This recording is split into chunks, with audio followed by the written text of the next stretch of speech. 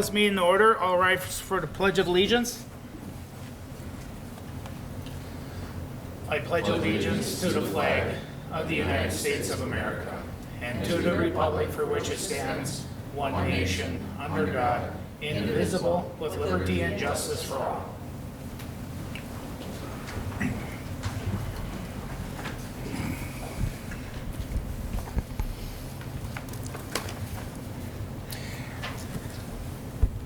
There is one change.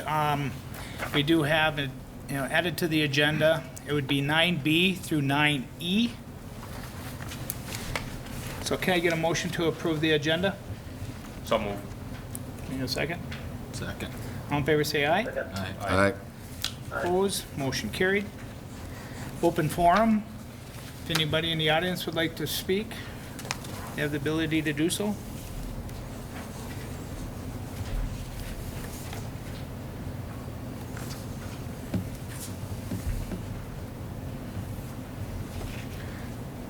All right. We're on to the consent agenda. Approval of the minutes, approval of bills and purchase orders, approval of the investments, and EMT resignation, resolution number 2020-29, appointment of election judges for the 2020 state primary election. Then after is a donation resolution number 2020-30, donation from Gen X Farm Systems. It's about $160 for some sandy wipes. Can I get a motion to approve all this? So moved. Can I get a second? Second. All in favor, say aye. Aye. Opposed? Motion's carried. We have a little presentation going on tonight. We have two firefighters from the city of Melrose who put in a lot of years to make our community a lot better. Jeremy Kramer has been a firefighter for 22 years and 8 months, and Lauren Punsack has been a firefighter for 26 years. A lot of years between these guys that we're gonna miss, and both of these people have affected my life greatly in all these years. When I think of Lauren for 26 years, he's a man that's made a lot of improvements to our fire trucks. A lot of things, especially I remember one time when a firefighter put a scratch in one of the doors but took down half the building. You remember that, Bunker? I remember that. Yeah. I recall that guy. Yeah. And the ability to fight a fire, the ability to run a pumper, and then the ability to be a good president for our fire department. There's a lot of jobs that you did, and you did them great. And I'm going to miss every moment of giving you a hard time at meetings or watch everybody else poke fun of you, and you take it very graciously. And it's going to be missed very much. Also, Jeremy, you and I have been lifelong friends since I was probably 6 years old. We've been through a lot.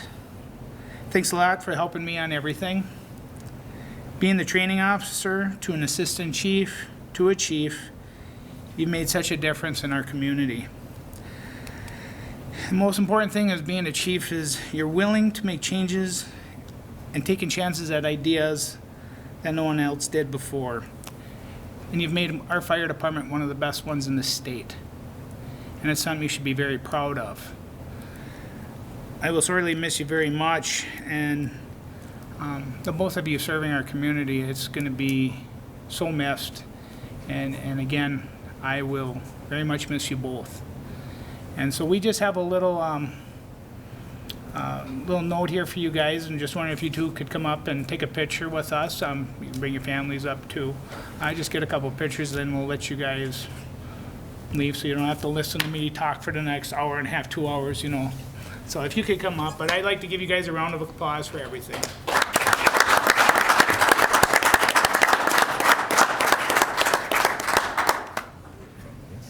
Yeah. So we can just move the chairs out and then get the families in here. Slide in here. Slide in. Okay, so let's the old guy go first. The old guy go first? Okay. Well, come on over here, 'cause somebody's gonna get a picture here. Let's see. If we do this right, you put that hand on there, and I put that hand there like that.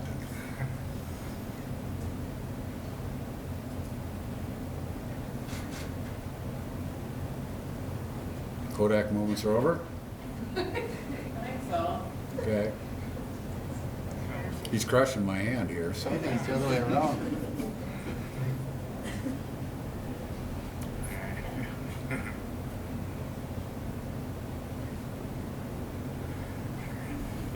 All righty. Mr. Kramer? Thank you.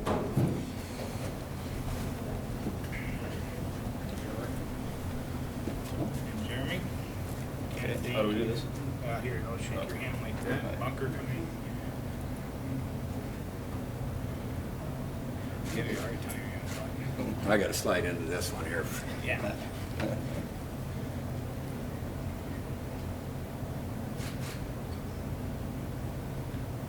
Okay, thanks guys, appreciate it. Yeah, take care.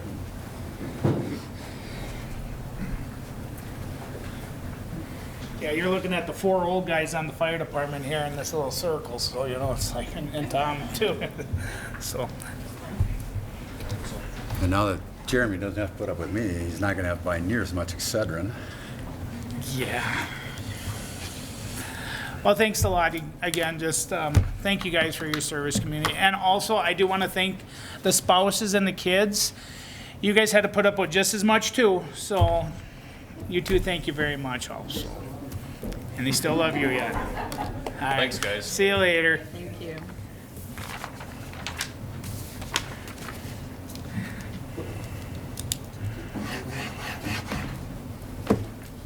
Lisa. Lisa. All right. Lisa. Do We you have are- a clicker thing? That's here, do you want it? It's up there. All right, it's 6:10. It's a public hearing to abate a nuisance to City Code Section 9321. This is a public hearing for this. Okay, Scott? Good evening, Mr. Mayor, Council. Just as a little background as we get into the hearing, you know, every year, the Melrose Police that goes through in the spring and checks properties to try to identify nuisance conditions, and then we work to get them cleaned up, and legal word is abated. And we've been doing this now for 5-6 years. To this extent, yes. Yeah, to this extent, you know, go through the town, identify. Now, and I think it's been a fairly effective program. Now, this year, Chief Mouse identified, what, 70? 76 properties this spring that had problems and had, conditions that needed to be fixed. And, we're here tonight. When he first approached me at the beginning of the month, we were down to 6 that hadn't been addressed. And, since then, 2 of those have been taken care of. So we're looking at 4 out of 76 that we're still waiting to get cleaned up. The process we use is the police department does their inspection. They contact the property owners, they give them a written notice, and they give them 10 days to clean it up. They follow up with a second inspection. If there's still a problem, they get a second notice and an additional 5 days to clean it up. If they've sent out a second notice, they come back out and inspect it again. If there's still a problem, then the chief contacts me and we go to this next step. And where we're at with this step is we ask the council then to, after the hearing and getting the facts, to issue an order directing the property owners to, fix the conditions on their property, abate the nuisance. Typically, we give them 30 days from getting your order to get it cleaned up. If they still haven't cleaned it up, the next step is that we go to the district court and ask them to issue an order that says, City of Melrose, you may go inside, you may go onto the property and abate the nuisance, which would include, typically, if there's problems, they pull the problems and the property and dispose of it. In all the cases we're looking at tonight, Chief Mouse first inspected the property on May 5th. He then issued, a written notice to all the property owners the next day, May 6th, and gave them a deadline to get abate the nuisance of May 19th. It was, the reinspection was, the very next day. Chief Mouse was back out there on the 20th. These remaining properties, like I said, we had 6 of them, still had a problem. Those property owners got a second notice the 21st, another written notice telling them that they had till June the 1st to abate the nuisance. On the 1st, now this would be the chief's 3rd inspection. Went out there, like I say, we found 6 of them that were still not in compliance. And so at that point, the chief notified me, and we arranged to get a hearing scheduled for tonight. And then hearing notices went out to all the property owners and the people occupying the property. They all received written notice by June 3rd. So we've been moving right along. Also, with it being a hearing, the notice was posted, here on the city's board on the 3rd also. So that's how we got to this point. And I have affidavits supporting all this service. I'll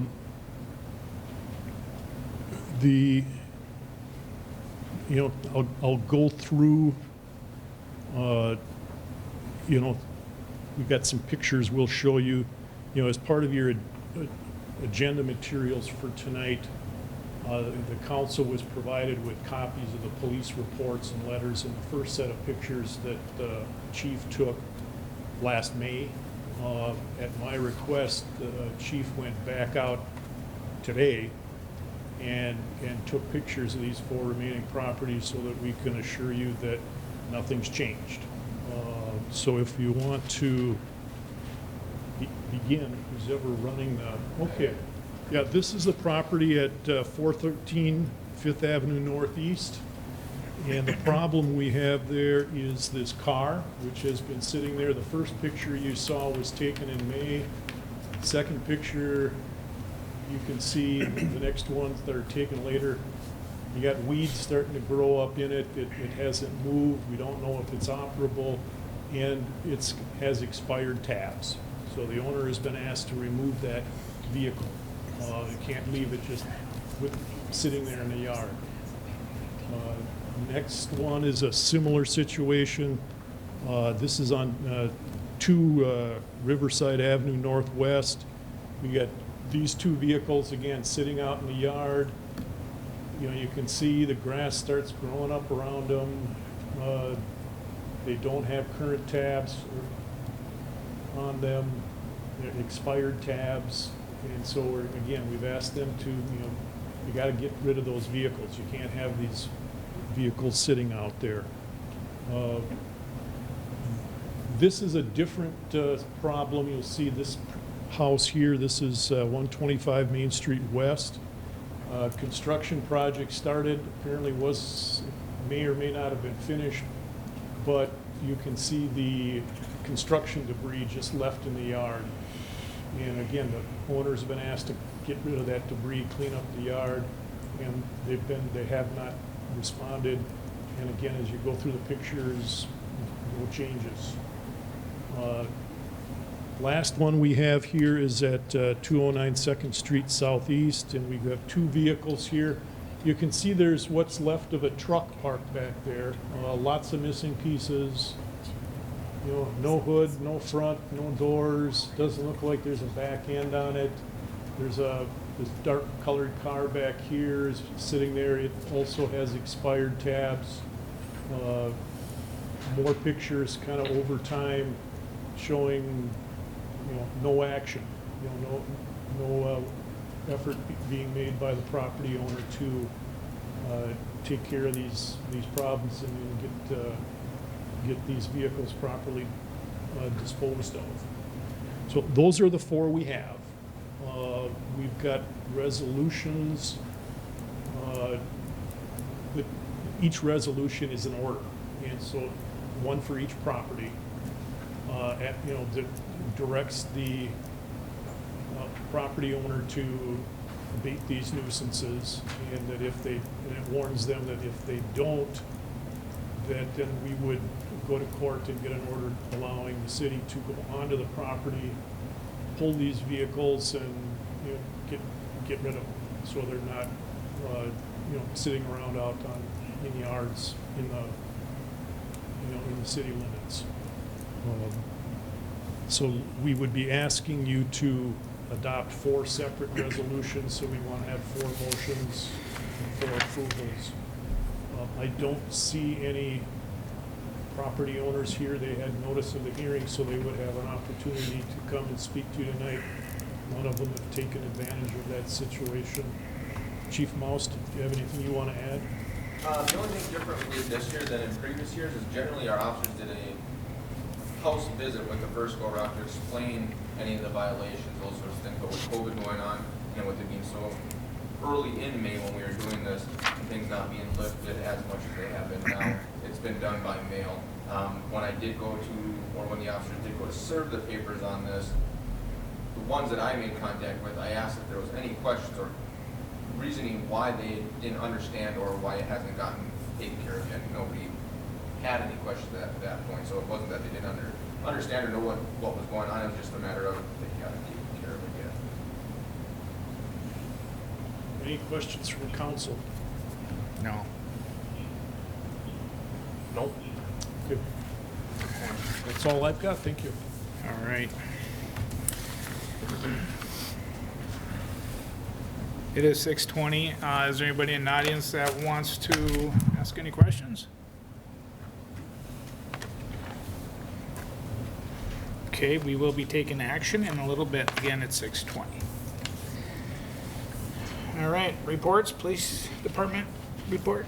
Chief All Mouse. right, May of 2020, our traffic numbers were 23 citations, 56 verbal warnings. We had 354 calls or requests for service. Last year we were at 438. We ended on ICR number 1973 in 2019, and this year we're at 1476. 24 agency assists, those seem to be staying consistent for the last several months. Other than that, I think the only thing that's reminders of some good news to hear is the graduation parade for the 2020 seniors went on last month. Very well attended along the parade route. Questions by the junior class now to be senior class if they can have that as well. So it'll be interesting to see what the school decides to put together, and we're willing to work with them however we can. But a lot of people really enjoyed that because some don't get to cram into the gym for the actual ceremony, so they get to see who the graduates are and who they're associated with. So that was a good thing. Cat and dog licenses kind of got pushed. Usually it's a June 1 deadline for those. It got pushed because of COVID. So anybody that does have a cat or dog that needs to be licensed, any dog over 5 months old can get their vaccinations and be licensed, those sorts of things. Should get that taken care of. They can be purchased anytime during the year if you get a new pet, but generally May into June is when we take care of it. So just a reminder for folks.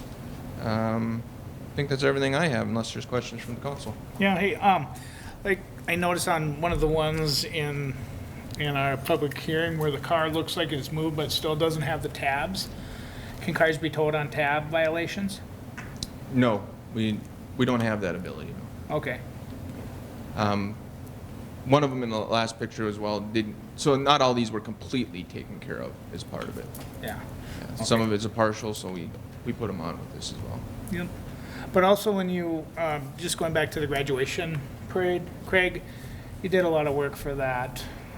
You don't get the credit you deserve. Thank you for all the work of setting it up and your officers. I mean, seeing you have, throwing cones out down the streets. You do a lot of work for the community. Thank you, Craig. I appreciate you very much. And we have good working relationship with the fire department. They helped out that night too, so Yeah, they did it's been too. working out really well. Yeah. And thanks to the fire department too. I'm sorry, I guess you don't see it when you're third part of it. But thanks to everybody that helped out with the kids for the school. Thank you. Right on. Yeah, all right. Scott? City Attorney report? Yeah, two items on my report. The first is this nuisance abatement that we were just discussing at the hearing and that will be coming up again under the action items. If the council has any questions, I can sure try to answer them for you. The other item I want you to be aware of is that we've got a problem that's developed out at Rose Park.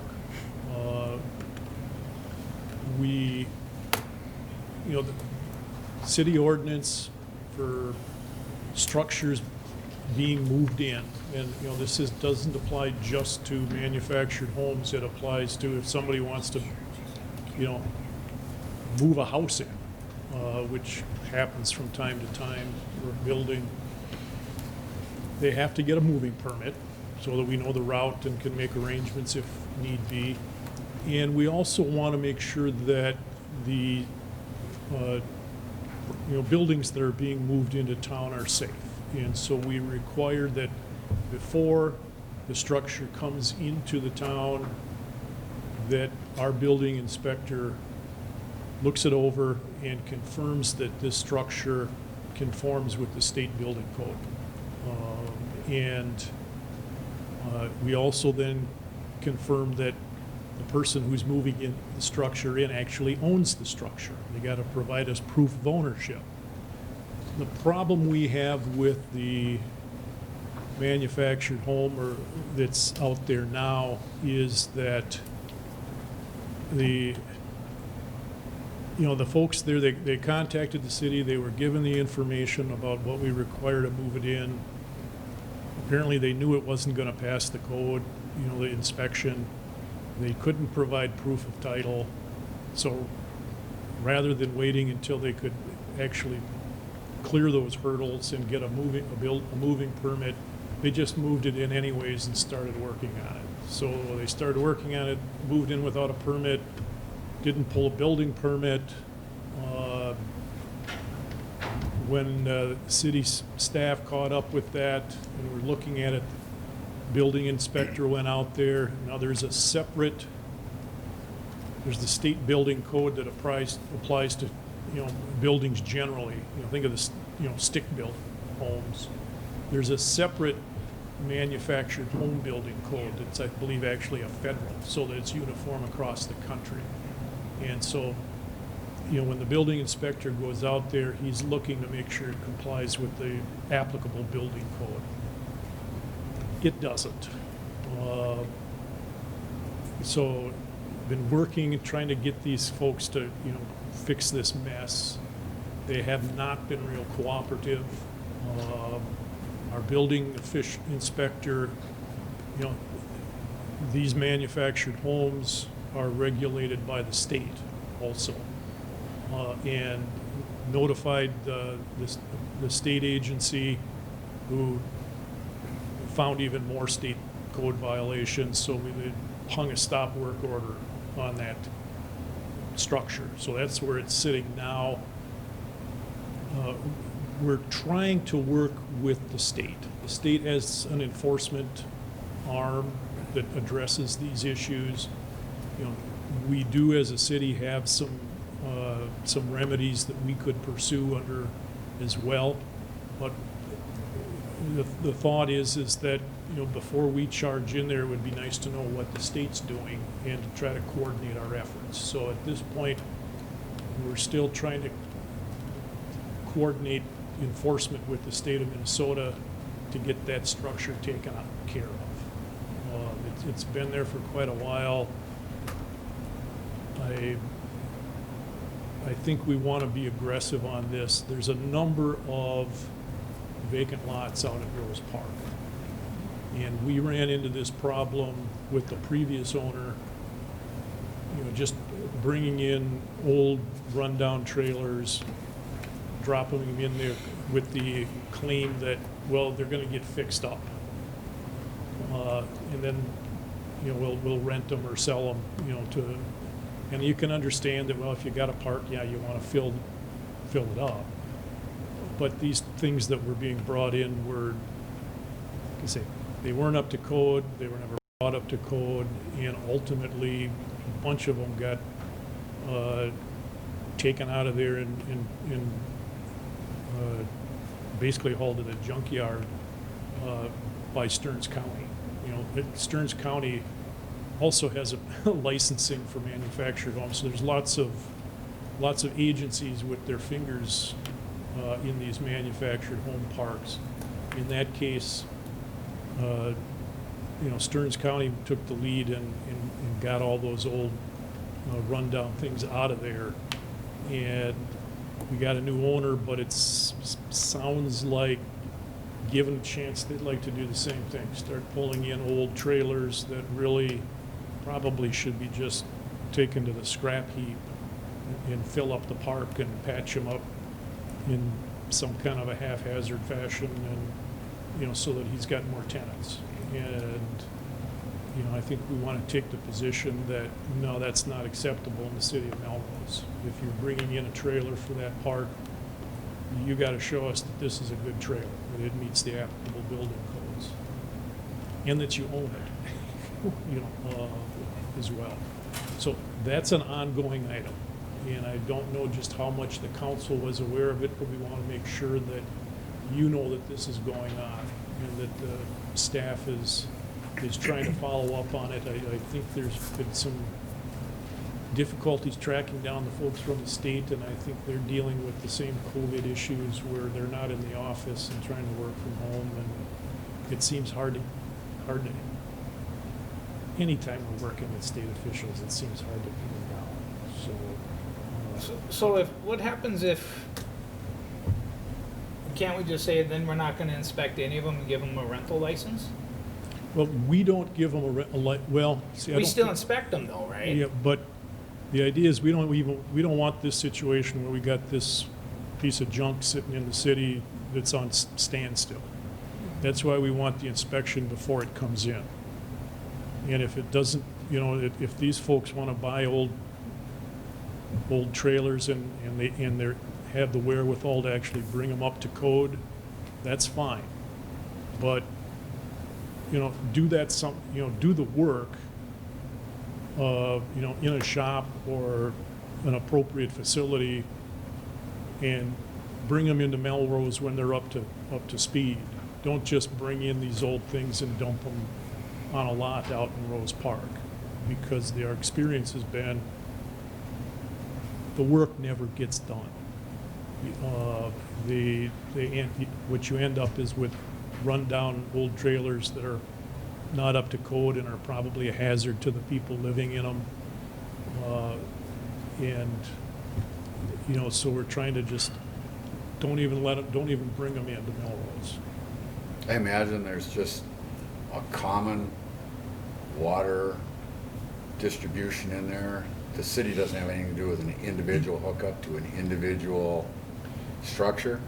Right, we have just a meter out to there, and so one bill goes out to Rose Park. It's up to the folks running the park to, you know, get the water from there out to each lot, and then either they factor in the water bill as part of the lot rent, or if they want to, they could put separate meters on each lot, you know, and then charge people for the water they used. But we just have the one meter out to the lot, out to the park, and the one bill gets sent. I suspected that's what the case was, but I just thought if we could possibly control to each lot unit, the water on, off. You pull something in there without authorization, that's fine, but you aren't getting water. You're not gonna get water to it. Lisa has a question. Lisa. Well, we can control the electricity, because that is individually per unit. You know, so we've got some leverage. Well, we've already told them we're not gonna connect them to they're not gonna be able to they still have to get a water hookup. If you get a water hookup, they need. Yep, and we've already told our departments that they cannot hook them up for water or for electric. And as it's the structure sitting now, it's uninhabitable. Is it owned by the park? Is this modular home owned by the park? Correct.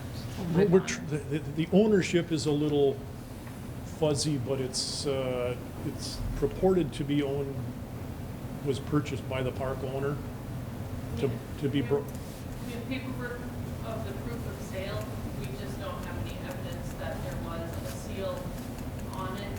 Furthermore, the changes that they've made make it so that the seal is no longer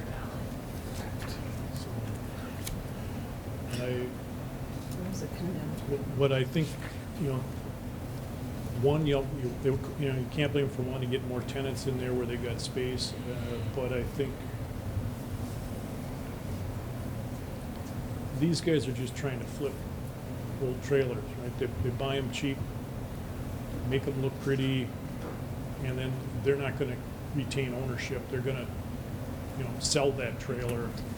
So what's the process, what's the process of us being able to pull it out of there? Pour money. What I would do is I would start a process similar to what we're doing with these nuisance abatements, is tell them that it's gotta go, and if they, by a deadline, and if they don't comply, go down to the courthouse and get an order from the judge saying that the city of Melrose, it's okay for you to go onto that property, hook up that trailer and dispose of it. So more or less, it's just a nuisance. We're going pretty much to follow the nuisance abatement. Well, it's a Ordinance. similar process under this, we have under our ordinance, it's a nuisance abatement, and this probably qualifies as a nuisance, but our process is based on the state has a hazardous building process, where if you've got a hazardous building and the owner does not fix it,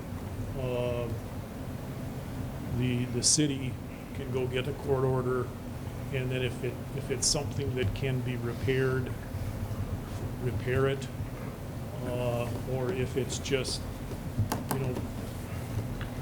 it doesn't make sense, the city can just tear it down. So in the summer, a heavy electrical draw, it may not be able to withstand that with air conditionings and so on and so forth. So it's a safety issue for whoever's living in there. In the winter, the heating plant may not be operating correctly, so it's a safety issue for whoever's living or renting or whatever in there. So we need some assurance that these structures are safe to stay in, correct? Correct. And, I should have mentioned this at the hearing, I'll mention it now, because it kind of leads into that. When we go through this process, nuisance abatement or hazardous building, we keep track of our costs.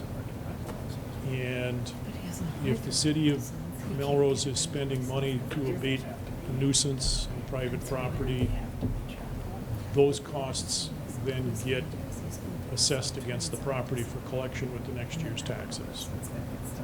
So when the process is complete, we've abated the nuisance, we would be coming back to you later on to adopt an assessment, and their property tax bill the next year is the regular property taxes plus this assessment for the costs of abating the nuisance. So that's how we try to recoup the costs. But if the owner is playing this game with us, we still have to do the rental license, right? We control the rental license of all those people in the park. According to them, they maybe rent out one vehicle, they one home, they weren't certain or clear on that. But So- we still have to, all those units have to have rental, we have to. I see where you're going. Let me- They pay lot rent. They own, What does the city do? They have to get a rental, like, There's only 4 units out there that have rental licenses through the city. The rest of them are owned by the mobile home. So if they own it, they don't come to the city to get a rental license. I have 4 rental licenses where So it's a parking lot while they're fixing this particular structure for most likely resale. so the ones that are for rent, those 4, well, if we refuse that until this is taken care of, we're not gonna give you a rental license. you gotta take each house on their own terms. I mean, you can't deny rental licenses for the other 4 because some other building doesn't need it. I mean, you gotta, each license is issued for a particular manufactured home. But It's there's not- no way of pulling that card? it- The, Not really, you can't, it's not one license for the whole park. The license for the whole. But for the person or the business, which is his business, The person who's the rental license for the business is issued by Stearns County. but for like for example, the city of Minneapolis, remember they had that one shady guy, and they pulled all his rental license, and he ended up losing all those apartment complexes down there because he was doing that. We'd have to take a look and see if our ordinance lets us do that, and we would have to look and see if there's language that would say, hey, you know, if you got a repeat offender, we're just not gonna issue you licenses anymore. But you wouldn't start there. I mean, I think you would start by, you know, looking at each one of these 4 individually. You know, I think I would look at him as the person himself, because if he knows he can get away with that, maybe he's gonna start buying up houses, and all of a sudden we're starting to have problems with homes too. And Patty, I don't know, does the park owner own the homes that are rentals? Do you know?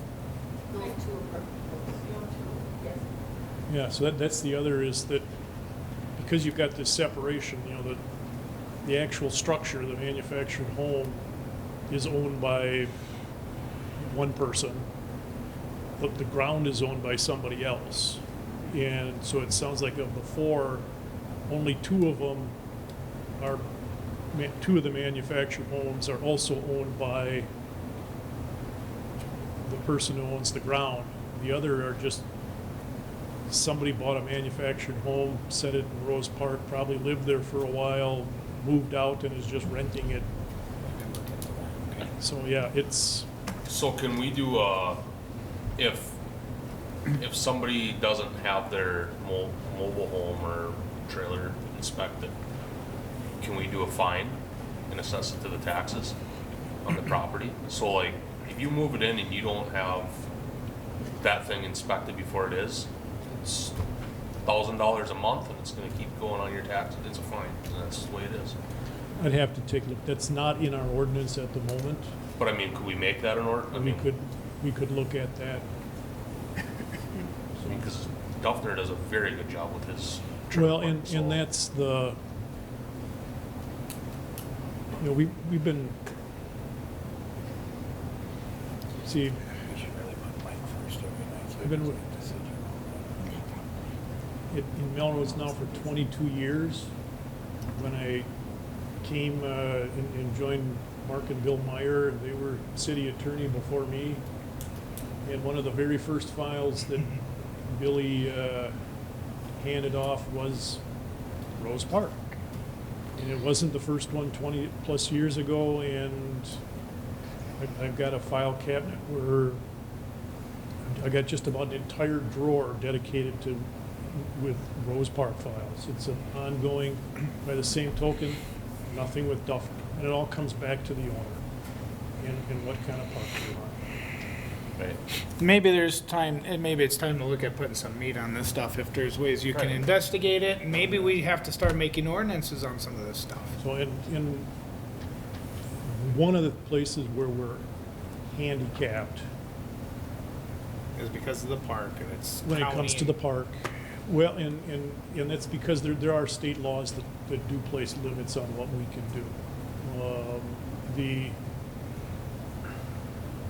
Many communities across the state have had bad experiences with manufactured home parks. And a lot of communities at one time said, we're just not gonna allow them in. Don't even think about setting up a manufactured home park in our community. And the legislature said no, and took over at the state level, you know, regulation of these parks. The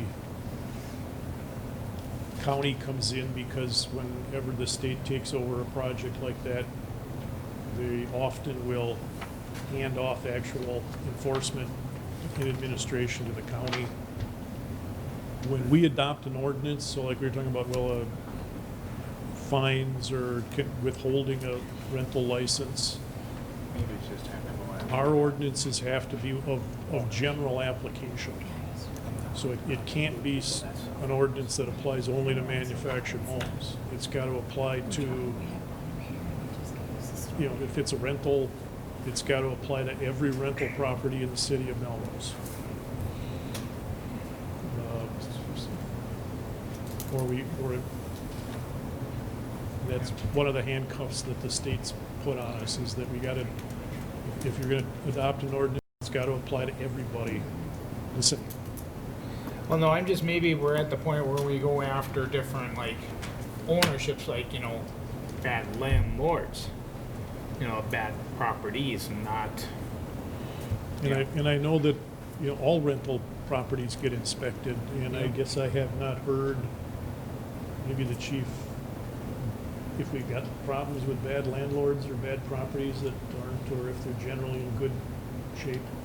There's some that struggle to meet the deadlines when they expire partially because of scheduling, but then also when there are issues, we work with Patty to get letters out, those sorts of things. And some people do take longer than others, but the standard or what is looked at for rental inspections limits to basically, is there water damage from a bad roof? Do you have running water?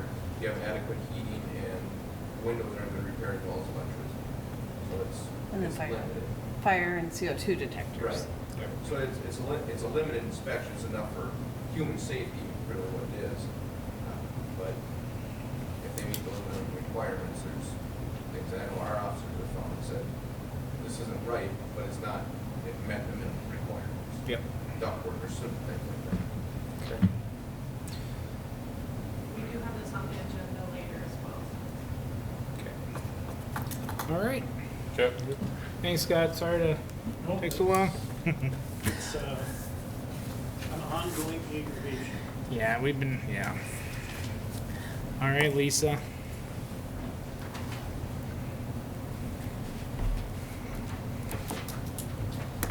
Good evening, Mayor and council members. The city's up to 37 permits already for 2020. 15 are already completed. 17 were in first quarter, 20 are so far in the second quarter. 29 are residential, 8 are commercial. We have 1 new house, 3 garages over 200 square feet. Total valuation of $748,042. We've also had 19 zoning permits and 18 right-of-way permits. Zoning permits include 6 fences, 7 sheds, 4 for paving, and 1 sign permit. So people are making use of the time they've had available here in this nice spring.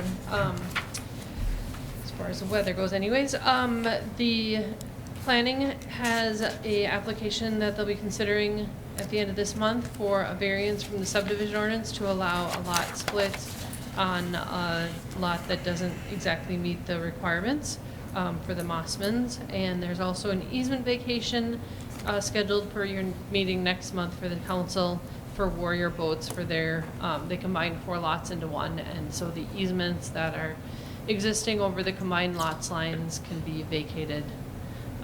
We've had 4 emergency revolving loan funds now helping 4 businesses at $10,000 each, and the MATA approved a rehab forgivable commercial deferred loan at their meeting on June 11th. Any questions? No.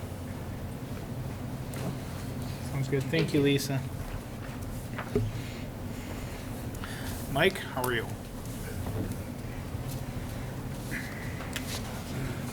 Good evening, Mayor, members of the council.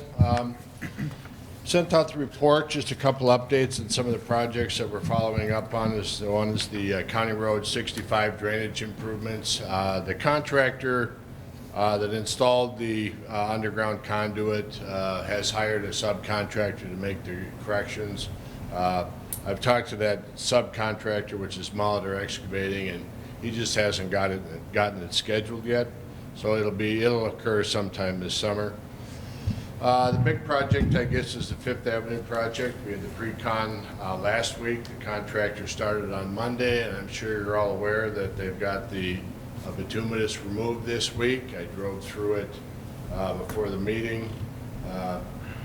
The manholes are sticking up yet, but they've got them coned off adequately, so hopefully the traveling public won't have any issues weaving through there. So beginning next Monday, they're going to start excavation. They'll be removing the gravel, then subcutting about 1.5 feet. They'll be doing that half at a time so that the people from the north can get out either to the west or to the east of Fifth Avenue. So in the letter that we did send out, we told them that we would be giving a website update, and we also offered if they wanted to get on an email update list, if they could send us their email and we would send them the bi-weekly update on the project. To date, I haven't gotten any emails yet, but probably will in the future as a few more things start happening out there. So, public utilities, we're still working on a few easements for Rogers. One is for the Ron Oil. He's got to put in a new service, and the other one is for Karsten's for the communications upgrade for the industrial park. The other project that we've been watching is the Casey South expansion. An issue came up a week or two ago that the berm on the west side of the property, which was supposed to screen the new Casey's from the residential properties to the west, was supposed to be a 2-foot berm with an 8-foot high fence. I think when I did the plan review, I measured 2 foot from the property owner side, which currently does meet that, but the property owners believe that it should be 2 feet from the Casey's side. So we're asking Casey's to raise their berm by about 15 inches to, I guess, meet the intent of the conditional use permit. At this time, I have not heard back from them, so I'll probably give them a follow-up call tomorrow, see what they're thinking on that. The multifamily site evaluation, we have not done any work on that at the city's request. I did happen to run into the developer though, and he's still eager to get going, so that's a good thing. So then the other issue is the dam road, the road and dam project, and we'll be talking about that a little bit later on the agenda. So are there any questions? No. Okay, thank you. All right. City Administrator report. Before we let you talk, just want to say congratulate Colleen on her 1 year as of yesterday being our City Administrator. I'm glad you're still here with us. Glad you're letting me stay, so, it's been an interesting year. I don't think any of us figured COVID was gonna happen, and it's been kind of crazy. So, the only thing that I'm gonna report on now, there's several other agenda items that I'll be talking with Mike and Gary and everybody about, but I was hoping to bring you an update on the legislature. The legislature right now is in session. I did send you today, I don't know if you were able to see that, political update that came out of the Star Tribune. So basically the two sides are on opposite ends. They're supposed to convene on Friday, or be done on Friday. I don't know if that's gonna happen or not. And so I really don't have a lot to report. We do have a Public Utilities Commission meeting on Monday where they're gonna get the presentation of the final wastewater plan project. And we are also going to be talking about contingencies on that project. If, for example, we're not able to get the full 5.75 out of the bonding bill, then what can we do or what can we cut out of that project to still make it viable?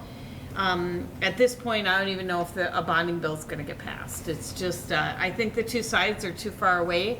I don't think the legislature is probably going to, and they're going to have a couple more special sessions possibly, so I think we won't know anything till probably July or August. And then the only other thing I did want to mention, it is further on the agenda, is talking a little bit about COVID-19. For the city center offices, since June 1st, everyone has been back in the office full-time. Right, was it June 1st? Yeah. And I don't know if you guys noticed, but I will give credit to both Kramer Lumber and to Dick with the Cap, I believe is Enterprises. They did a beautiful job on our plexiglass out front. It's kind of difficult for that area because it's such a large area, but if you notice, they did a really nice job on that. So, you know, we have everything posted. We have actually a preparedness plan in place. They are saying that you had to have one done by the 29th of June if you didn't have one done. We had ours done in March, I believe, or probably February. So, it's really, for us, it's kind of business as usual. We're just reminding people to make sure, you know, if you have to wear personal protective equipment, if people come to City Hall and they want to meet with staff and they want us to wear masks, we will wear masks to make them comfortable. We are not opposed to doing that. We are able to distance as staff, so we don't typically wear masks in the office, but, you know, everything else we're doing what we're supposed to do. And even with the masks, I mean, we don't have to wear those, but we certainly, if the customer comes in and they want us to, we will absolutely wear them. We have them available to us. So that's really all I have at this time, Mr. Mayor. Again, I have some other things further on the agenda. Okay, sounds good. All right, we're on to action items. Our action items will consist of the nuisance ordinances, so I will just read the resolution number, and if I can get a motion to approve them. A is resolution number 2020-31. Can I get a motion to approve the abatement of the nuisance? So moved. Okay, second. Second. All in favor, say aye. Aye. Opposed? Motion carried. Resolution number 2020-32 for abatement and nuisance. Can I get a motion to approve? So moved. Okay, first and second. All in favor, say aye. Aye. Travis was second. Opposed? Motion carried. C has been resolved. So resolution number 2020-34 for the nuisance. Can I get a motion to approve? So moved. Second. All in favor, say aye. Aye. Opposed? Motion is carried. Resolution number 2020-35. Can I get a motion to approve? Make a motion? Second. Second. All in favor, say aye. Aye. Opposed? Motion is carried. We are on to F, request for a part-time police officer. Do we need Craig to talk?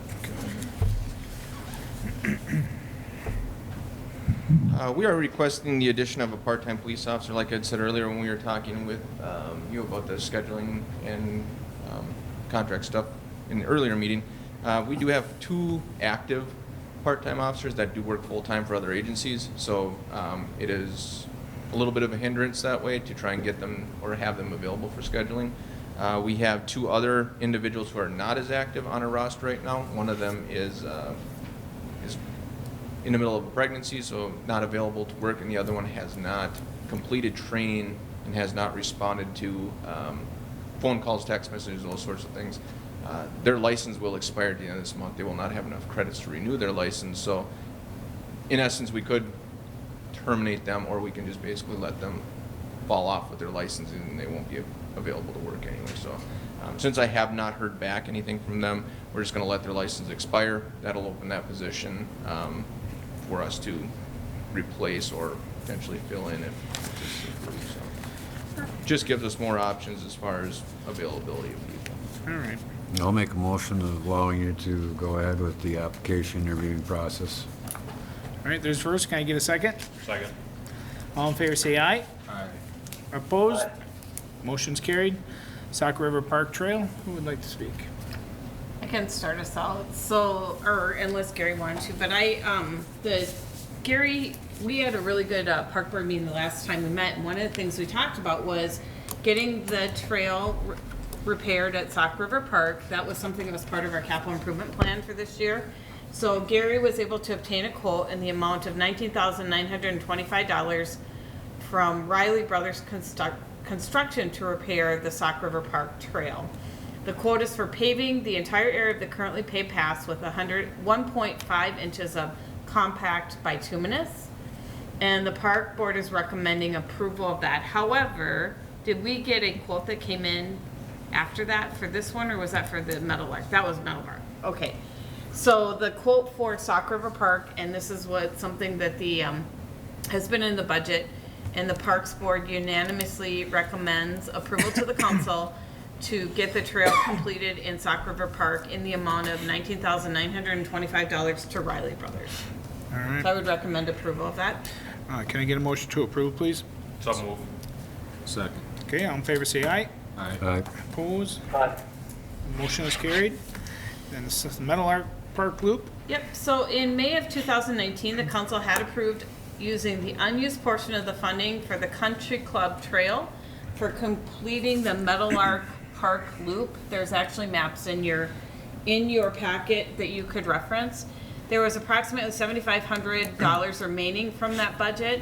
The Parks and Rec Board, again at its May 26th meeting, recommended that staff obtain quotes to complete the Meadowlark Park Loop.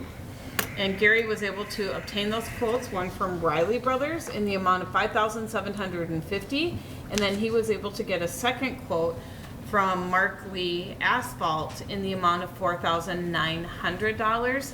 This would be to complete the trail with 2.5 inches of compact bituminous asphalt. Part of why we are able to save money on all these things, and I think it's really important to note that our street department is actually doing a lot of the prep work for this, and so that really does save us a lot of money. We're fortunate that we have a street department that's not only willing to do that, but really has the expertise to go in there and be able to take care of these things. So again, the park board looked at that, they recommend approval, and we are requesting the council give consideration to approve the paving portion of Meadowlark Park and assign it to Mark Lee Asphalt in the amount of $4,900. Tony, do you have any questions on this? I do not. Just thanks for bringing that back up and getting it done. Okay, so does that mean you're making a motion to approve this? I'll make a motion to approve. Okay, can I get a second? Second. All in favor, say aye. Aye. Opposed? Motion is carried. And then there is one other area that we are looking at, and this again was something that was discussed at the May 26th meeting of the Park and Rec Board. And that was you can call it a trail, but it technically is more like a sidewalk.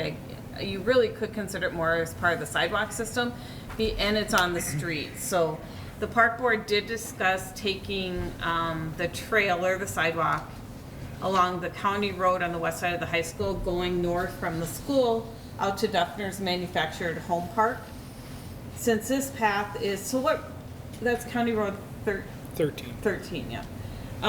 Since this path is abutting a county road, the Park and Rec Board did feel that the funding of this portion of the project should come from the street department budget.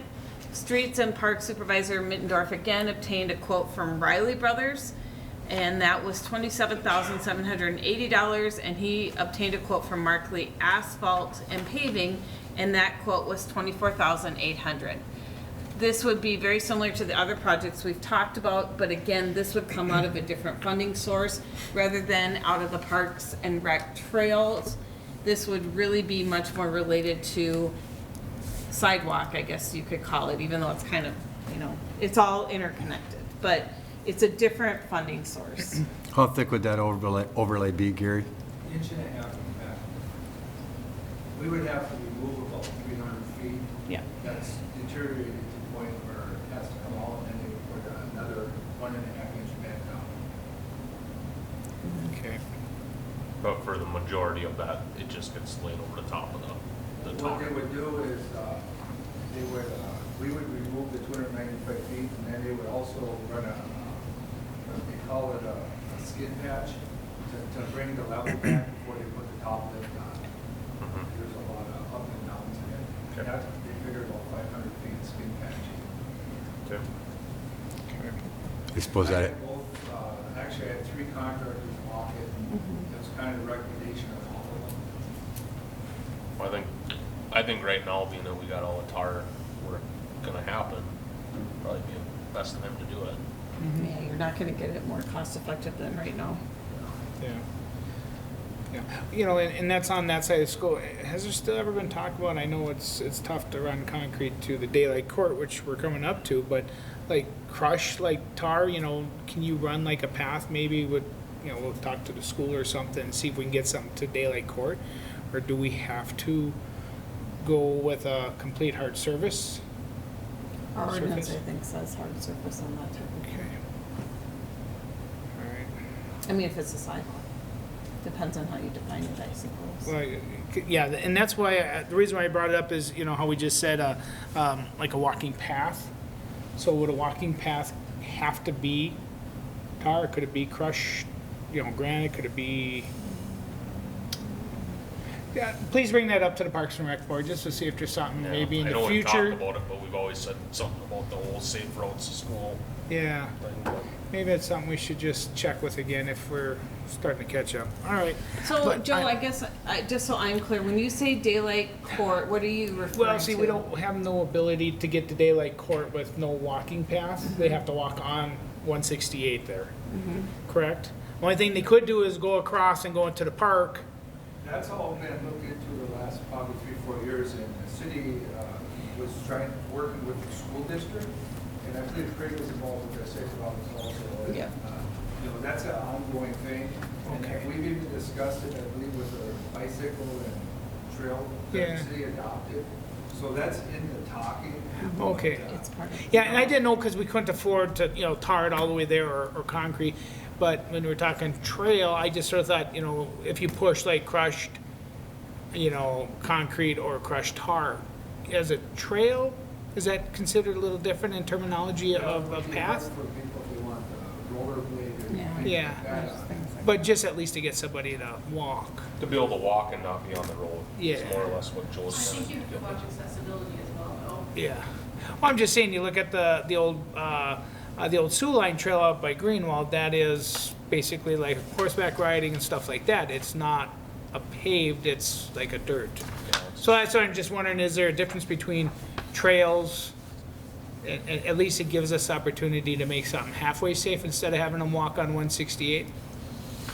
So Yeah, I just, think, you know, if you chose to do that, I certainly think crushed asphalt or concrete would be sufficient, but you probably want to sign it, no rollerblading. yeah. I mean, I just know that we have a lot of families out there and they've really been asking the last few years, and is there a cheap expense right now until we can get funds built Well, up and again? if we take it in a phase like that where we gravel it, class 5, just back it down and We and then when we come- base it like we did on that little bridge trail up to County Road 168. Yeah. You know, we could do that already, prep it with class 5, and that way down the road, if you wanted to put bituminous on, you could. Right. Yeah, okay, just, I'm sorry, bring it to them. I'm sorry to get off subject with it, it's just, it's all the pass around the school. So, we are on 8I. Can I get a motion to approve that by the school, please? I'll make that motion. Okay, there's first, and is there a second? All in favor, say aye. Aye. Opposed, motion carried. Can we go back to Meadowlark Park Loop, right, Gary? I mean, we only approved the finishing of the loop. Do you not have 2 other components? Yeah, I'm sorry, you're right, Oh, I'm I sorry. kind of That was my bypassed fault. that, I apologize. So in addition, you are right, thank you Patty for pointing that out. I was looking just at the loop, there is also should be consideration given to 2 other parts of that, which is basically from the northwest corner to Country Club Drive and the driveway. So in addition to finishing the trail, then we also have to look at a 9 by 268 feet area and a driveway. So again, the low bid on that was Markley Asphalt, so the 9 by 260 foot area would be $1,960, and the driveway would be $4,980. So if you look at the map that was in your packet, that shows the areas that we're talking about. Okay. Yeah. Can I get a motion to approve the paving of the portion from the northwest corner of Country Club Drive to the drive and award that bid? So moved. Can I get a second? Thank you, Patty, Second. sorry about that. Okay, all in favor, say aye. Aye. Opposed, motion carried. Thanks, Patty. Where would we be without you? All right, assessments for daylight court lots. The city has received a request to reduce the assessment for 2 different daylight court lots if they were to be combined with abutting lots. The request was to reduce the fee to, or the assessment to $10,000. The included in your packet is a history of the assessments and how they came to be at their current rate. Originally, they included the street, curb, gutter, sanitary sewer main, water and wastewater services, and the total assessment per lot came to $25,462. That was to be paid over approximately 12 years at a 6.06% interest rate. On the lots that are in question, I don't believe any assessments have been paid except for one of the lots that's just been paid. I think first half of this year's taxes, there was a small amount paid on it. The project cost breakdown was also included in your packet for the entire project as a whole. Historically, the city had looked at reducing the price if the lot was combined with an adjacent lot so that no new home would be created. Then the only portion that was to be assessed was to be the street, the curb, and the gutter cost, which was $13,410. The amount that is being requested for the reduction then is $3,410. I will also say that the interest is not included in that amount. So that would have been waived. That was waived at a previous council meeting back, I believe it was 2019, I think it was. Are there questions? The one thing I do want to point out is we had a very similar situation come before this board about a year ago, I think, where somebody had come in and requested that there be a reduction. And at that time, it was decided by the council that that was not, that this was what you guys had in front of you is what you. That was on that double lot that basically if you bought both of them, combined them together, we waived one of the. Right. So I think we'd still let them waive that one if they combine them two, right? Yeah, If they so. separate them, they pay. And basically what this is doing is that it's waiving the sanitary sewer main, the water main, and the wastewater costs because they're not actually connecting. They're not creating a new lot to connect that. And so it's essentially doing basically the same thing. They would just be having a portion of the street sewer or the street curb and gutters what they're. Which is the 13,410. Yep. And just to orient you, I guess I don't have a map included, but it's the 2 kind of small triangular lots right as you first come into the subdivision are the 2 in question. So there's a house and then a vacant triangle, a house and then or another vacant triangle, I believe it is. And so the one house wants to acquire the 2 lots on either side.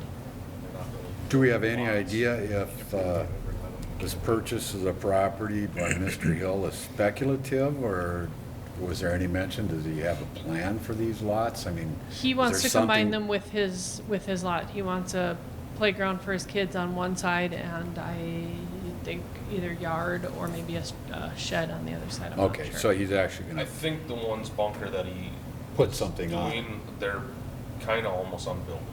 They're pretty so small. narrow in this spot and then really wide at the back. Yeah, you technically can fit a home on there, but Right, it's in but one particular spot and that's really it. Right. You don't have a lot of option. No, there's not. And there's, I think I listed the number of lots. I think there's 4 lots that are vacant, 5 lots that if you include, there's one that's on the east side and then 4 on the west side, I believe, so.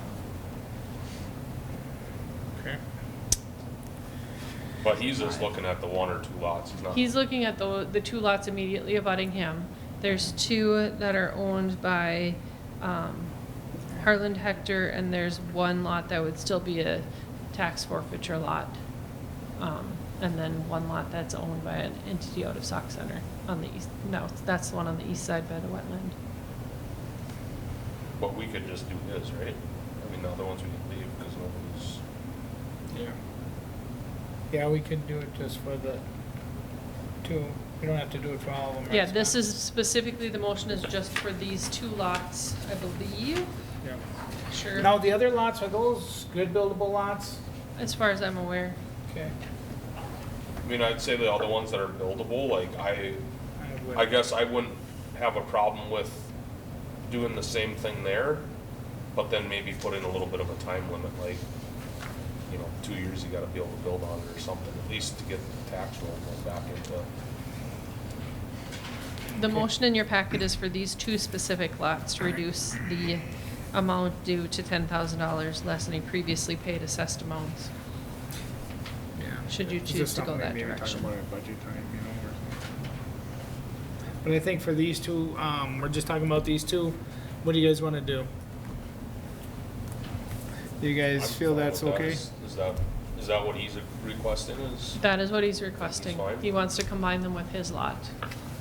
And the motion also does say that if he was to later put a house on it, that he would then be responsible for paying the full assessment Yep. amount. Okay, All I'll make right. a motion to approve that, Okay, a second just on them 2 lots. on just Yeah, those 2 lots? as written in the packet, I'm assuming. Yes. Okay, can I get a second? Second. Okay, going. All in favor, say aye. Aye. Opposed? Motion is carried. All right. Thank you, Lisa. Now for the fun stuff. RDB project. So since October of 2019, the city and WSB have been working with all of the stakeholders. Army Corps of Engineer, the DNR, the Soil and Water Conservation District, Stearns County Watershed, and the Stearns County Highway Department on what we call the RDB project. To take you guys back, not that I have to, because we all know this has been a very painful process for everyone. And if you'll recall, last October, in October of 2019, we elected, or September, October, we elected to say, we know we're never going to get a full pool Arch Rock Rapids, therefore, thank you for the money, legislature, but we're turning it back to you. We're going to do a clean slate. We basically need to get a bridge completed. We need to get a dam that will be safe, and we need to make sure that channel's aligned. Because when you align that channel, that's part of repairing the dam and making it safe. So, we all came together in October of 2019, and I told Mike, I really do now appreciate what the city and WSB had to go through, because it's been a very difficult process to this point. The DNR, after multiple meetings, was trying to tell us that we needed what was called a full reference reach survey. This survey would have been extremely costly and essentially would yield the same results as more prudent methods of analysis. The stream system of a watershed is divided into reaches, and the watershed into these hydraulic units. So for the convenience of work as part of that, the Army Corps of Engineers actually developed a tool called a stream calculator tool, better known as a stream quantification tool. This tool has several advantages over traditional reference reach surveying tools that are used to evaluate impacts on rivers or stream projects. The Corps of Engineers does not require that we provide a survey of a reference reach. The reference reach information is based on field survey and studies that the Corps of Engineers has been doing in Minnesota over the past couple of years. It does not require a vegetation and topo survey for our segment of the river. The Corps of Engineers has also indicated that they won't require the project to complete what's called a microinvertebrate survey component of the stream calculator tool. The calculator tool does not have a penalty for shortening the channel as long as there's no loss in the ecological functions based on the calculator inputs and results.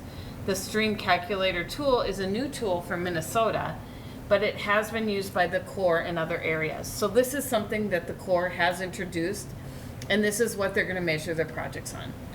The DNR had a part in putting together this tool with the Corps. So our whole argument back, because the Corps is saying, this works great, it's a free tool. It's a free tool, but there is money that we have to spend to do some of the analysis. But it is going to be required for projects with stream impacts moving forward. So we ended up kind of going fairly high up in the DNR, and we were able to get them to accept the use of the SQT tool. We weren't able to get that exception actually until Wednesday, June 10th, when we had a conference call with Dan Leas, who is the regional manager of the DNR. So we are about a month behind on this project. But now that we have that consensus and we know that we have to do this SQT evaluation, and by the way, this was not something that was part of WSB's original contract, because this is a tool that the DNRs are not the DNR, the Corps is requiring, which we were not aware of. I mean, it's a new tool they've basically implemented. We really tried to work the angle that can't we be grandfathered in because we've been working on this project for so long, et cetera, et cetera. Weren't able to come up with them agreeing to that, but we did. The small victory, I guess, is that, you know, we do have a consensus around using this tool. So what that basically means is we are going to have to incur some costs to be able to get the surveying work done that the Corps needs, which also includes CAD hours for any figures that will need to be completed, along with hours for the analysis and the report. While this may seem like a large number, $19,789, it's about half the cost of a reference reach survey. It's actually about a third of the cost of a reference reach survey. And it's something that all the agencies have agreed upon. So while this is something that is going to cost us a little bit more, I think it's very important that we move forward with this. We made a commitment last year. This project is one that we really do need to take advantage of, working with Stearns County to take advantage of when that bridge money is going to become available, which will be 21 or 22. And so it's really important that I think we keep moving on this. Now, the one thing I will say, the one caveat to that is Stearns County, like us, may very well be impacted by what happens with the legislature and where they're going to be at with their bonding dollars for their bridge and their bridge projects, etc. But we're in their queue. We have been for 5 years. So we have a commitment from Stearns County to move forward on this. And regardless of whether we do it in 21 or 22 or when it happens, we still would be required to use the SQT tool. So it is something that, while it's not a cost that we had anticipated, I am recommending that we move forward. And I do think, and I have said this to the council all along, this project is going to require us to look at other sources as well, as because we're about probably about $1 million short on this project from a funding standpoint. So I do want to make sure that we're all aware of that, but I do think we continue to move forward, and I would certainly recommend that. As well, I would have loved it if the Corps would have given us like half, like a grant to finish this, but they didn't seem to be interested in that. But at the same time, again, you know, from our standpoint, this is a much better avenue than having to go through a whole reference reach project. So that's kind of where I'm at. The DNR did put a bunch of stipulations, and Mike, maybe you can add to that, but basically they're saying, well, you still have to do mitigation. We were never arguing that we didn't have to do mitigation. In fact, we had it as part of our project cost. So we know that if you change a channel or a stream, you're going to have to put slopes on it, and you're going to have to put vegetation in it. You may have to put some rocks in it. I mean, we know that, you know. So anyway, that's kind of, I guess, unless, Mike, do you have anything else you want to add? No, I think it's correct to say that these requirements are just kind of brand new. I think they just started requiring this about the first of the year. Yep. You know, and that was part of our argument. Well, we've been working on this for about 8 years now. Right. You know, had you not delayed us with the Rockars Rapids, we would have been through this analysis and moving on to construction. And they did move off of the $40,000 to $60,000 reach study and are agreeing to take the lesser $19,000 effort, I guess. So. Yeah. Mike, do you feel fairly comfortable that this Dan Leas will probably be the final word as far as hoops that we need to jump through at the DNR? I think so. I mean, I think Colleen knows higher level yet, Yep. if we need to.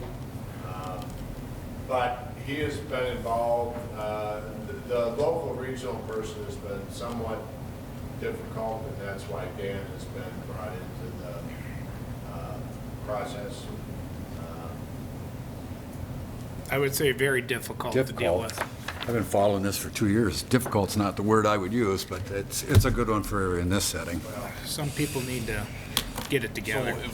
if we do this though, I mean, like, and this doesn't happen for, hopefully it happens sooner, but if it doesn't happen for 5 or 6 years, is this still gonna hold up? Like, if we do this and they're like, yep, it's approved or whatever. You know, I can't remember how long the tool is for, because it's brand new, I'm not sure. I think once project is permitted, I believe it's good for 5 years. Yep, it's 5 years. It's a project. And short of some major flood event, I can't see where things are gonna change out there in this little river stream. So, Yeah. All right, well, the council to give consideration to approve the cost of the WSB contract for the RDP project. I'll make a motion to approve additional costs of WSB for this SQT evaluation. Okay, there's a first, is there a second? Second. All in favor, say aye. Aye. Opposed, motion is carried. All right. Resolution number 2020-21, resolution declaring a local emergency. We go through this every month. How are you guys feeling now?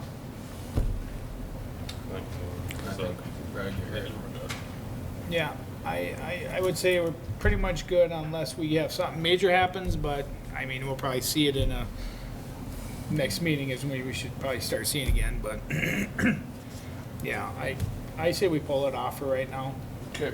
I don't think we need to do that right now. I'll second that. Okay, all in favor, say aye. Aye. Who made the motion? Justin, And that's to rescind? just to resend it for now, you know. But, you know, bring it up if we have another spike or something crazy starts happening again, or something else is blowing up in the world, so. All right, so we're off on that. C would be Shaggy's Towing non-compliant accessory building.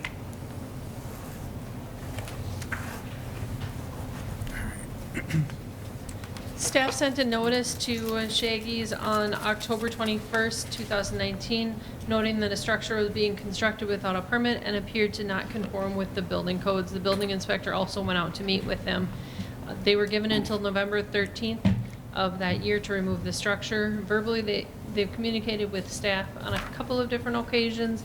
They've basically told us that they weren't planning to take the structure down. I think they're now planning to take the structure down, but it has not come down by the date that they were given, which was June 15th, 2020, as far as an extension. As of today, the structure is still remaining. If you would like to proceed, staff would like some direction. I know I was approached by them. They were selling the business, and then they had some plans to go along, and then the whole COVID thing pushed everything back. So they're hoping to do it, but they don't think they can do it anymore this year. That's the problem they have. Whatever you guys think, Is it? I would say extending it's realistic, but. especially with the time? COVID thing, you know, like I said, so they couldn't put any money towards any other projects, so I'm willing to extend it But if it if, doesn't get done this year, then what's the date? Because then you're talking winter. And yeah.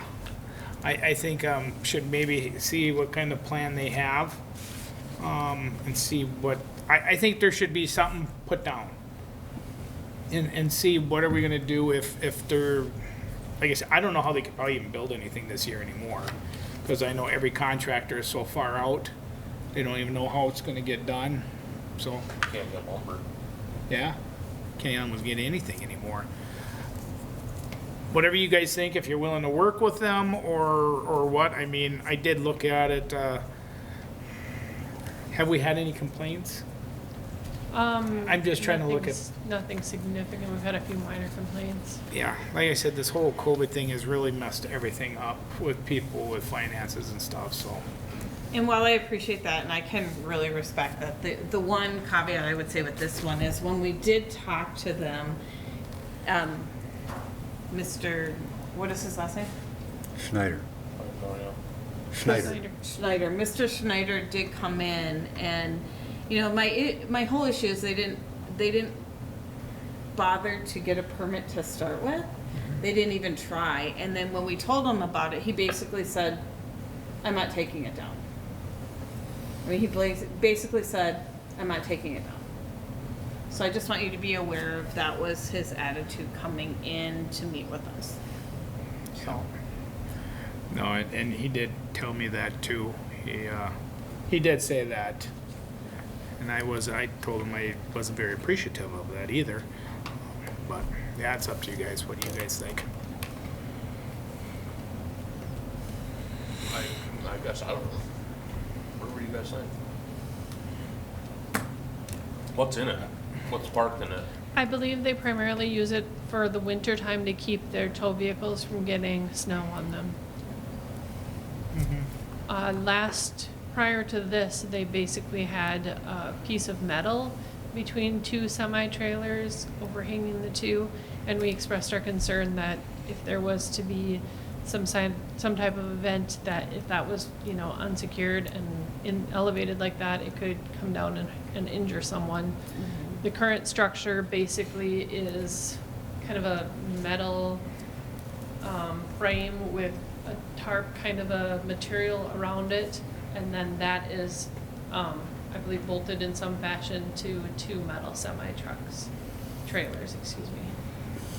So Well, it's probably a little bit safer. I can't specifically verify this is a fact, but it's my understanding, talking to Mr. Schneider, that he no longer owns the business, that he has sold it out to Collins Brothers. Right, they do own the land though. So, and I don't know exactly what the intention is, but whether there be more tow vehicles, less tow vehicles, I'm not sure exactly what's gonna proceed down the road here. Would you like to wait a month and have us bring this back before you? Just see if anything changes, or do you want to set a specific date for when things need to be resolved? Have we reached out to like Collin Brothers and asked them? Just said, hey, they're not in compliance with the toll vehicles being covered? We have not at this point. I mean, maybe that's a good start point, that we talk with them and say, hey, where they're storing these toll vehicles, and maybe they got a different plan. Even though they own, I think Shady still owns property, right? Yeah, they still own the properties. And I do want us to work with them because they did put up another building in Albany. I would really hate us to lose those tow trucks. Oh, definitely. Because they did just buy a So that's, building. I mean, maybe we talk to Collins and find out, maybe they got a different plan or something too, I don't know. Yeah, So, like I said, maybe just start with Even asking Chris what the plan is. yeah, and maybe see- talk to Chris once. And if you feel that you have to go over his head and talk to Collins, then go ahead there.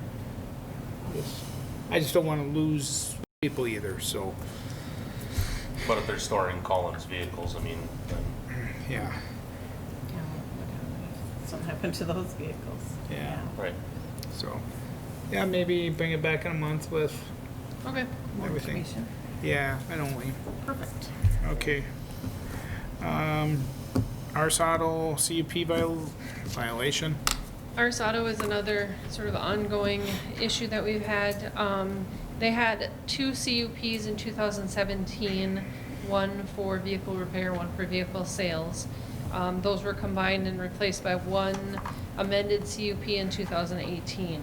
Issues that were brought up at that time pertain to the surfacing of their outdoor sales slash storage area, or excuse me, I shouldn't say storage, I guess it should say sales.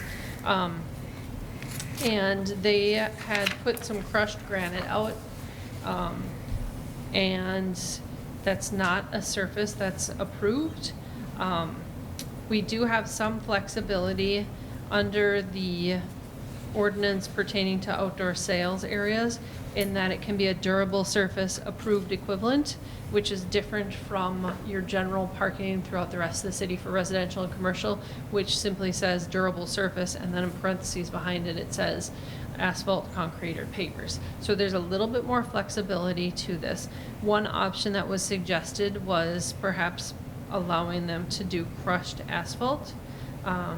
And staff did look at a site that has crushed asphalt, and we feel it may be a suitable alternative for this particular use.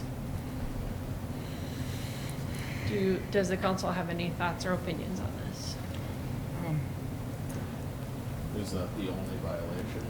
No, that is not. So They, that's just one of that's what? one. They also, to my knowledge, have not gotten the appropriate approvals from the county to directly have water go into the ditch. They have repeatedly had vehicles parked on the grass, primarily on the west side of their parking area. That's been an ongoing issue off and on for a couple of years now. They had requested a landscape buffer reduction and waiver on the south side of their site. They also requested on the east side of their site. We resolved the east side of their site by changing the ordinance so they didn't have to have landscaping buffering on their property because the right-of-way of the county is so wide. But on the south side, the Planning Commission and the council both denied the variance for reduction of the landscape buffer. So an 8-foot landscape buffer is required, and it specifically calls out that from May to October 31st of each year, that they would need to have some kind of landscaping in place, whether it be planters, and the quantity was called out in the conditional use permit. They had barriers, parking barriers, curb stops. Previously, although that is not considered landscaping, and their paving does now reflect that 8-foot landscape buffer area, but there needs to be some kind of landscape-ish thing there, according to the CUP approval. So otherwise what could happen is they could park cars directly to that path. We had a very similar situation with Boomerang, where they had to pull back because of the path going in there, and they put in rocks, essentially. What's the purpose of that buffer though? So that if you don't park up to the trail, just to keep it like away from So it's, walkers. you're allowing a walking path rather than the street, correct? Yeah. So I in mean, this it's- instance, they have the trail, which is in the right-of-way. Yep. And then they have an 8-foot landscape buffer, and then they have their parking lot. If you go across the street to Casey's, you'll see where, once that's constructed, the grass, the 8-foot grass buffer, it looks really nice. And as a community, that's pretty much what most communities are doing, as opposed to paving all the way to the edge of the curb. It just so happens through a variety of different unfortunate circumstances that isn't what happened in this case. It was originally on their plans, but that's not what they actually built. There was some misunderstandings, and a lot of it happened a couple of years ago, and it is what it is at this point. And the way that it was worked through the variance and the CUP last year was that they were to put some kind of landscape planters. It was suggested perhaps even to use purchase some of the planters that were available from the chamber. I don't know if they still have them. But the property owner just hasn't bothered to make any effort really in providing any landscaping. Okay. Questions? Okay, do you have any questions? Not really. I mean, if we're fine with, removing that granite, putting that crushed tar, I mean, as long as it's packed down and stuff, I don't see any I have a problem. question on that, is what defines suitable, like what's the tar, why is the tar better than the granite? Because it I'm only stays trying- together. Tar is, when it heats and stuff, and you can go over it and it'll compact, whereas granite won't. Partially, unless you add it with oil, which is what these guys do on their, seal coating projects. Is the granite there like washing and, or is there like certain problems with the granite, like washing away or That could be a potential problem, yeah. with dust or granite. dirt or? No, I don't know about dust. I mean, I was just Mike and curious Gary if could it's- probably answer that better than I could. I don't know. And you get a big I mean, washout, you can have it wash onto the roads. I mean, it doesn't stay. It can potentially move.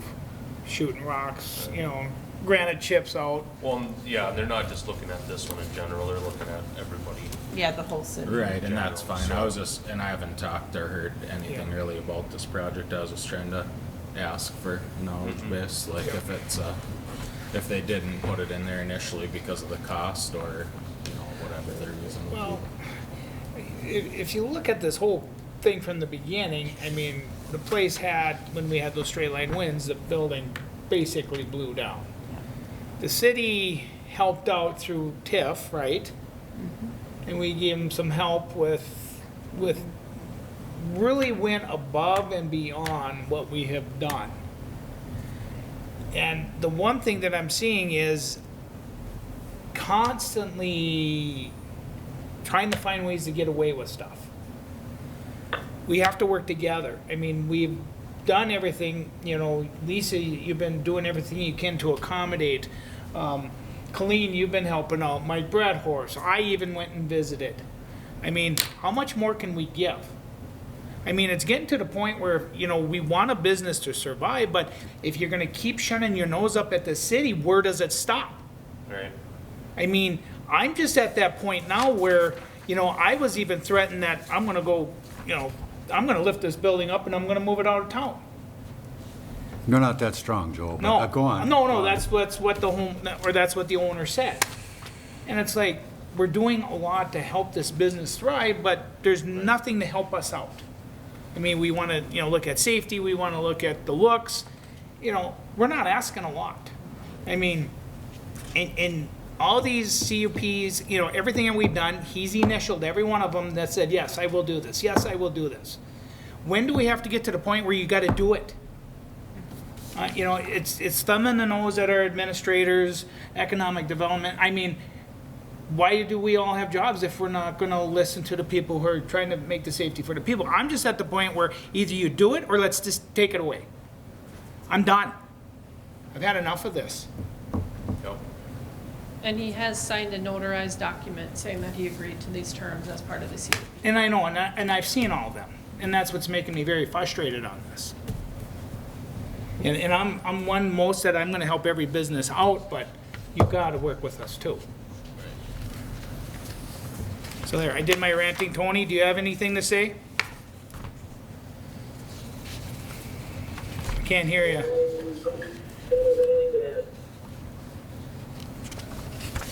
You don't have anything to add? All right. So I think it's, in my opinion, it's time to get tough. I don't know how you guys feel about it. Yeah, I mean. So we however- don't have a proper surfacing. We're parking vehicles on the grass. We don't have the buffer, and we don't have screening for a dumpster. 4 issues, correct? And yeah, the dumpster screening will resolve when he puts up the building that he wants to put up, but staff is inclined to not give him a permit because the remainder of the issues on the site have not been resolved. And then the only other thing is that we have to check with the county about the drainage. Yes, we do need to check with the county on the drainage. Yeah. So it's not a lot. No, it's not a lot, but I don't want to hear from people out in the public how evil the city is to deal with either.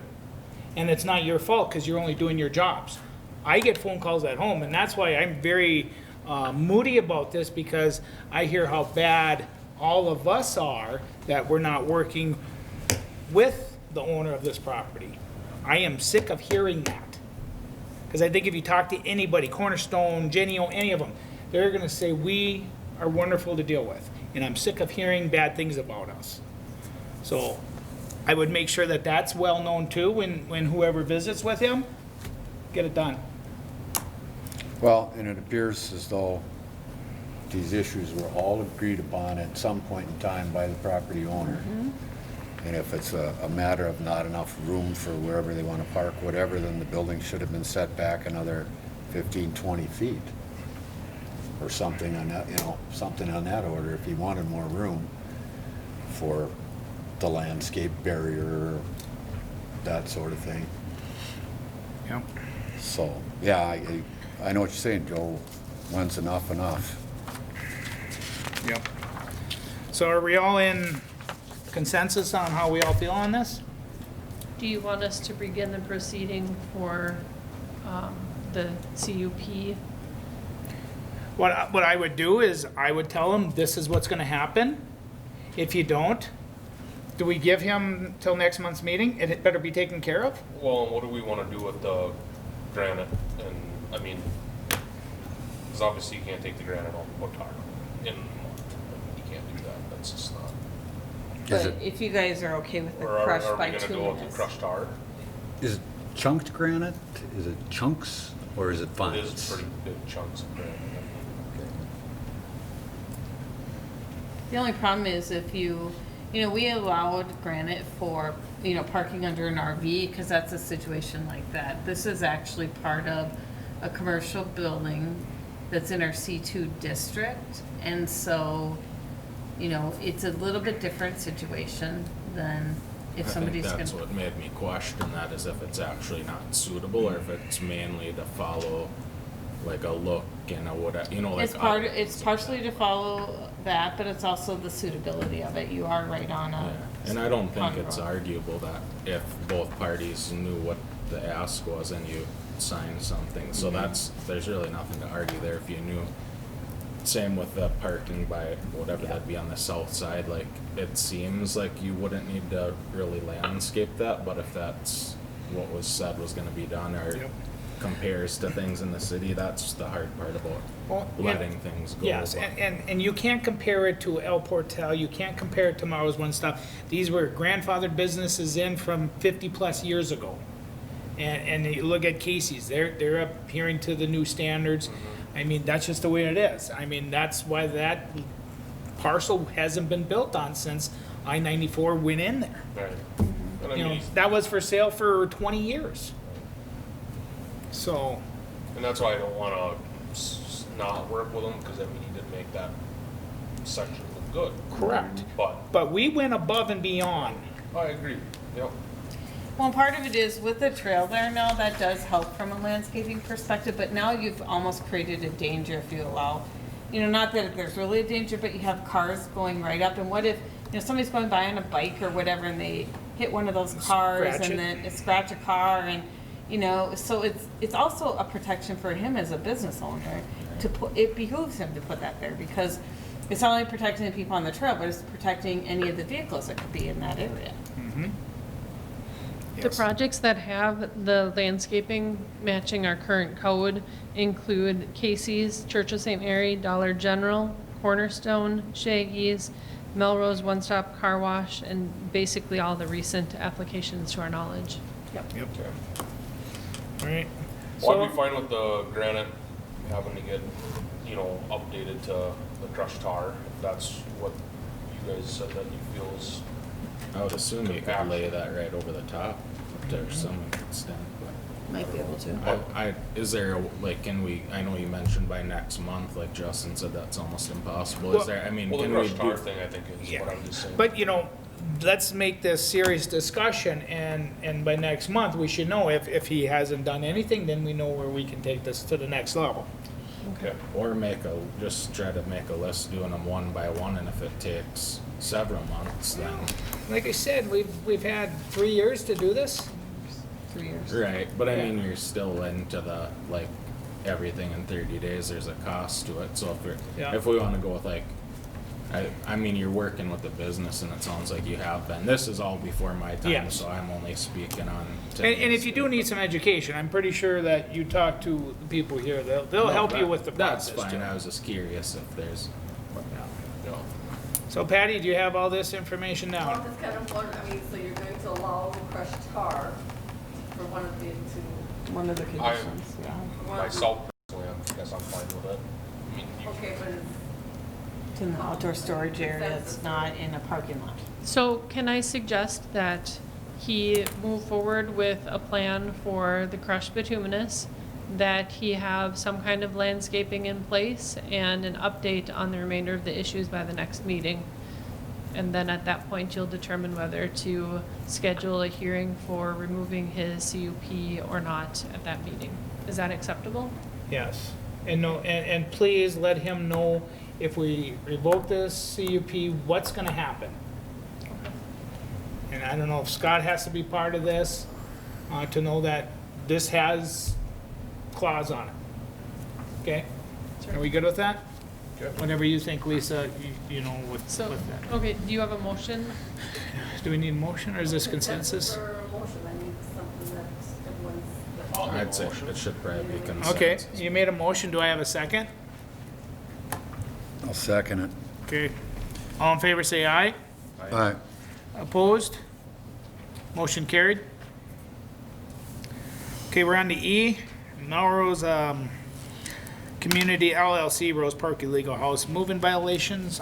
We did talk pretty much in detail on this. Is there, Can I give a little bit of an update? yeah, Okay, the mobile home was moved in on May 2nd.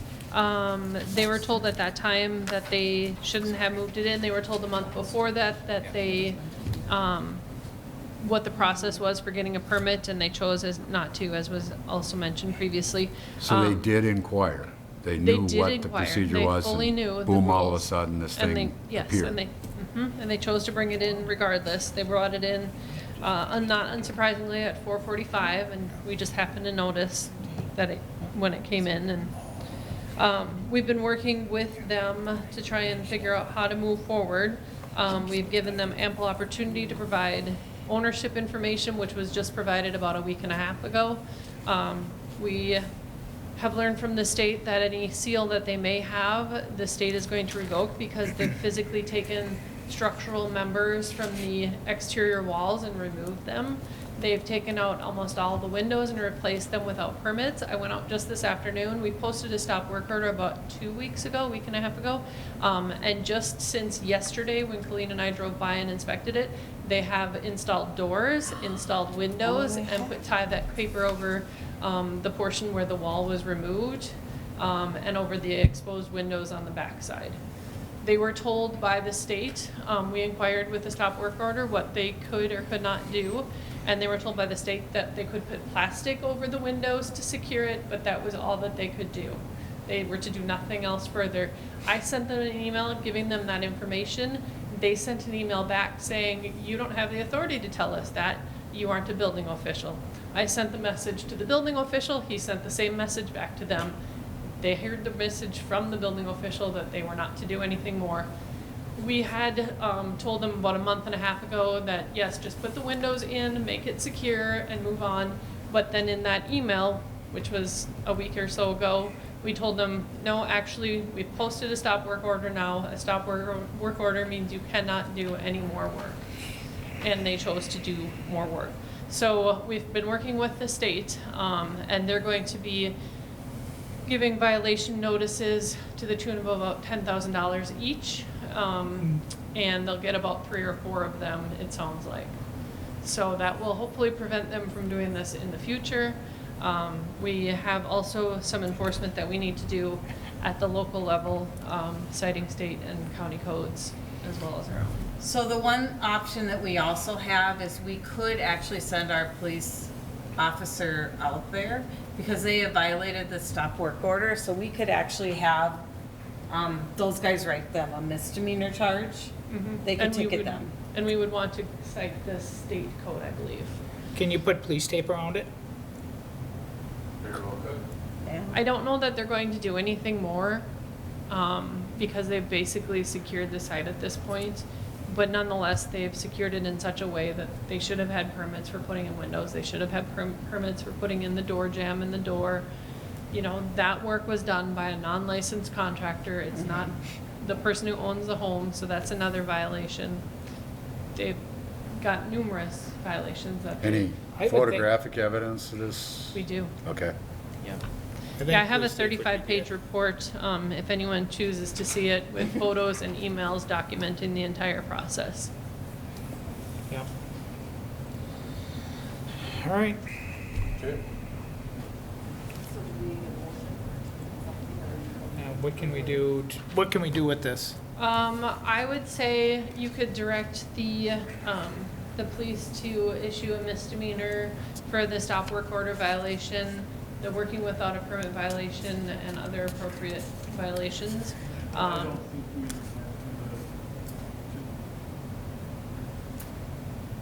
would it's a violation, yeah, you don't really need to give a direction, but at the same time, we wanted you to be aware, Okay, so. okay, yeah. But I would probably recommend put some tape around it, just in case, if they're unlicensed, we want to make sure they stay away if it's not safe. Make sure to probably put it wide enough out if something falls, a wall falls out or something. Be safe. All right.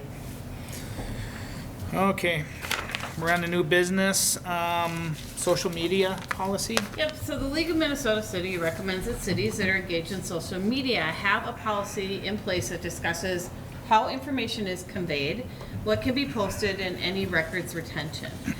We currently do not have such a policy. We are active both on Facebook and YouTube. In fact, our Facebook actually is a very good way for us to get information out to the public. How this came up, well, we should have a policy, quite frankly. We just should. It's a very good practice.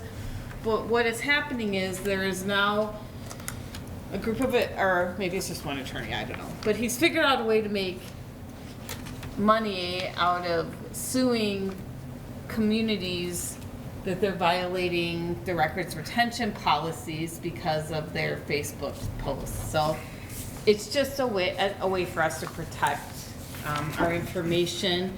You guys saw what we post out on our Facebook page. Obviously, we stay as super far away from anything that's, you see what we post. It's information. We put the maps up that show our closings. We keep people updated at COVID if there's resources out there. So we are very, very particular about what it is that we post. But we have no control then if that leaves us and goes to a third party and how they post and what they say. So this gives us the insulation or the legal way to be able to, take care of what we need to take care of. The other thing that is very interesting and very much related to this is with our preparedness policy and kind of moving forward, you notice that when we had this meeting, we had an open meeting and we have a go-to meeting. Obviously, Tony's on the go-to meeting side of it. We now, from now on, that's kind of just going to be our normal way to operate business. We're going to have the go-to and the regular meeting.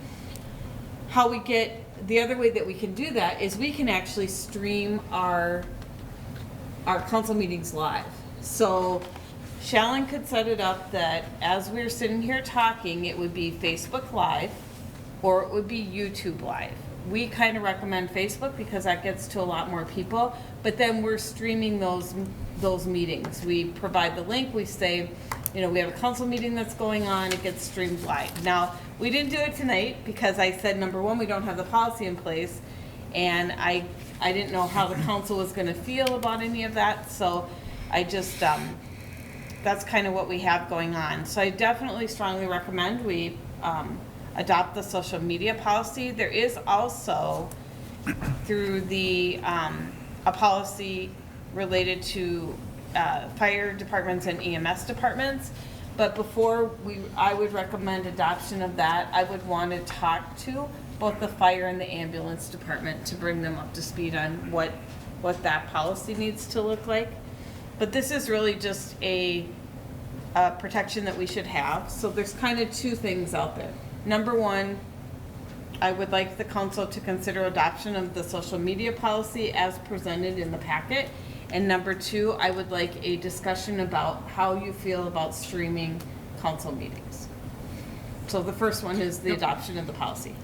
I do want to ask a couple questions, just Yes. with everything going on, just for us as members of the council.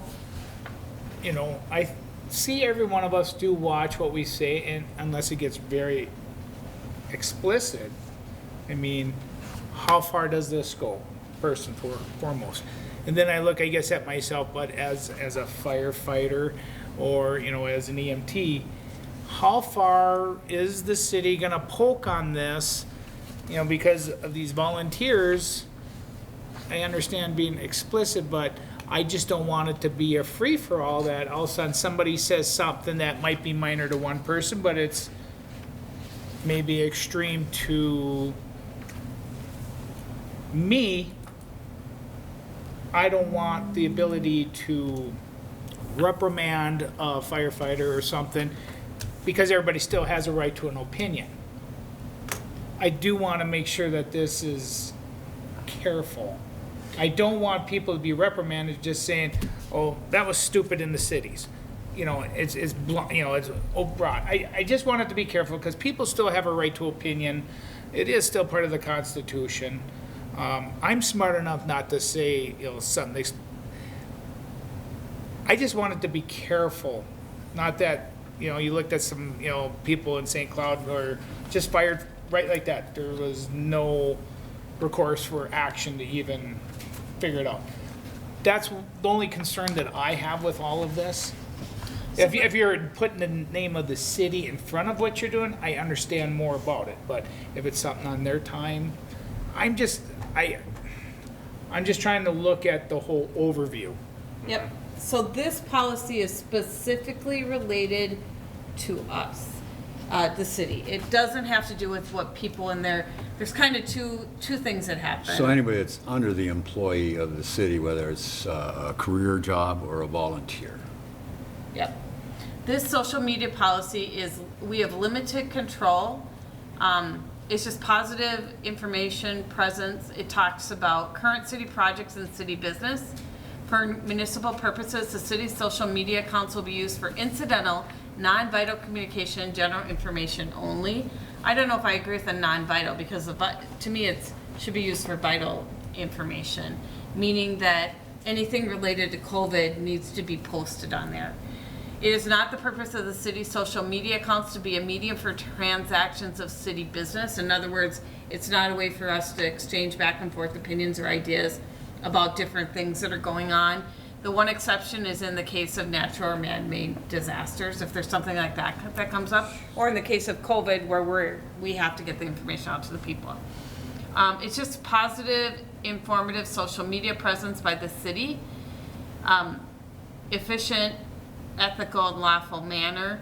All social media sites created and utilized during the course and scope of an employee's performance of his or her job duties will be identified as belonging to the city in Melrose. But that means those people that are responsible for our website, not people that post on their personal stuff. The other thing that it does talk about here, the city does not create, collect, disseminate, or regulate loose use of any other social media accounts, including the personal accounts of its elected officials and staff. Questions regarding the scope of this policy should be directed to the city administrator. Social media, it defines, so it's employees and agents, means all city representatives, including its employees and other agents of the city, council members. I don't know why it says that. Anyway, it just basically, it's really related to the city. Now, I will tell you this. We also have within our personnel policy an expectation of people that work for the city and what their behavior has to be. There is within our personnel policy some guidance as far as what you are allowed to post on your social media pages in terms of your representation. If within your personal media, or in your personal stuff, there's not any references to your job, you know what I mean, that's completely different. But if at any point you have identified yourself as somebody who works for the city, there's a city emblem, there's those types of things, that puts you under a different level. We also do have, though, I will tell you, a policy of behavior, and we've gone over this with all the city staff. You are public employees. You're hired by the community. They are taxpayers' dollars that are paying your salary, your wages. And so you do have to be held to a standard as a public person. So, you know, I believe that, and Tessa can chime in here, but I believe that's kind of where we have drawn the line. We don't look for anything on, we don't go onto people's sites or whatever. Anything that you see that may be reposted, the only time we respond on our social media site, for example, I had a gal that asked, is the Sauk River Campground open? And I responded, yes, it is open. Please refer to the posted signs at the park. Is the library, when is the library going to be back open? So we will respond to that. We will not respond to any sort of negative or any other types of comments. That doesn't mean that people don't go on there and kind of go back and forth. Yep. But we don't necessarily respond to that. Now, I will tell you, and the chief has a different, the chief has a page, the police department has a page, the city has a page, we have YouTube. What else do we have? YouTube, and YouTube is our council meetings. We have our Facebook page, the city has a page, and the fire department has a page. So there's 4 different media accounts that are kind of, associated with the city. So, and again, with the fire department, the ambulance department, that kind of falls under a different type of guidance. And so I just wanted to be able to have the opportunity to go over that with them and then let them decide from the standpoint of the fire department or them what they want to do. Okay. So it's really more, it's protecting our site. It's not anything really to do with other people's sites. It's really the city's site. Okay. Yes. Maybe just a couple of things that will put Joe's mind at rest.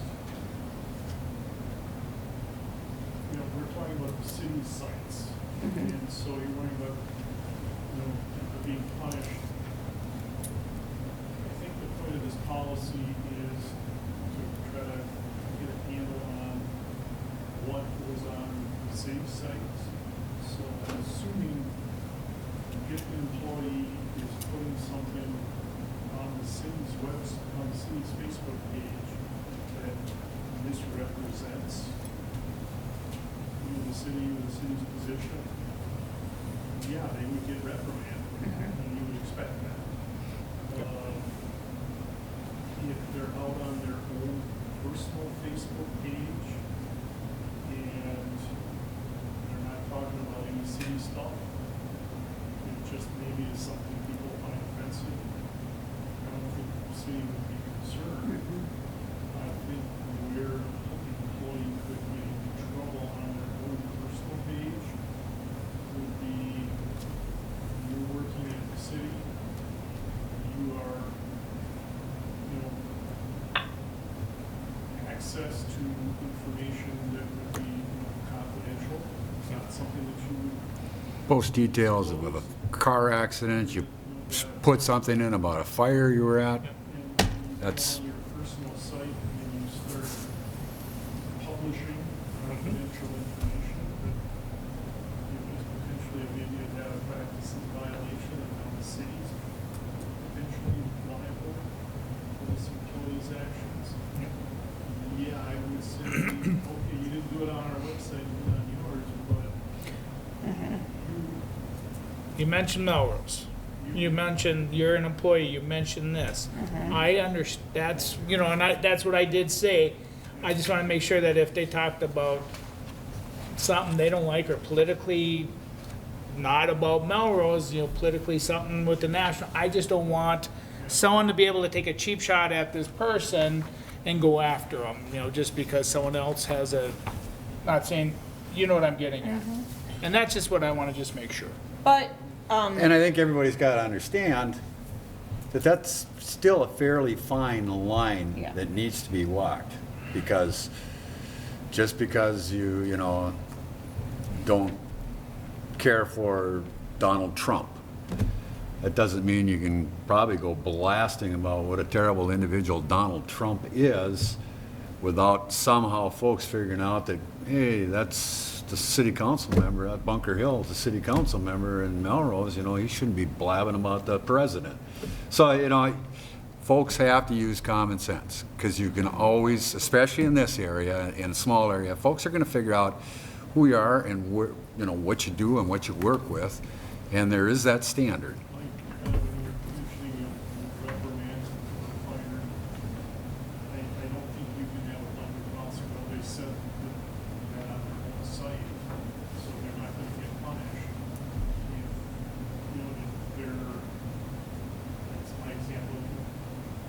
Presenting confidential information that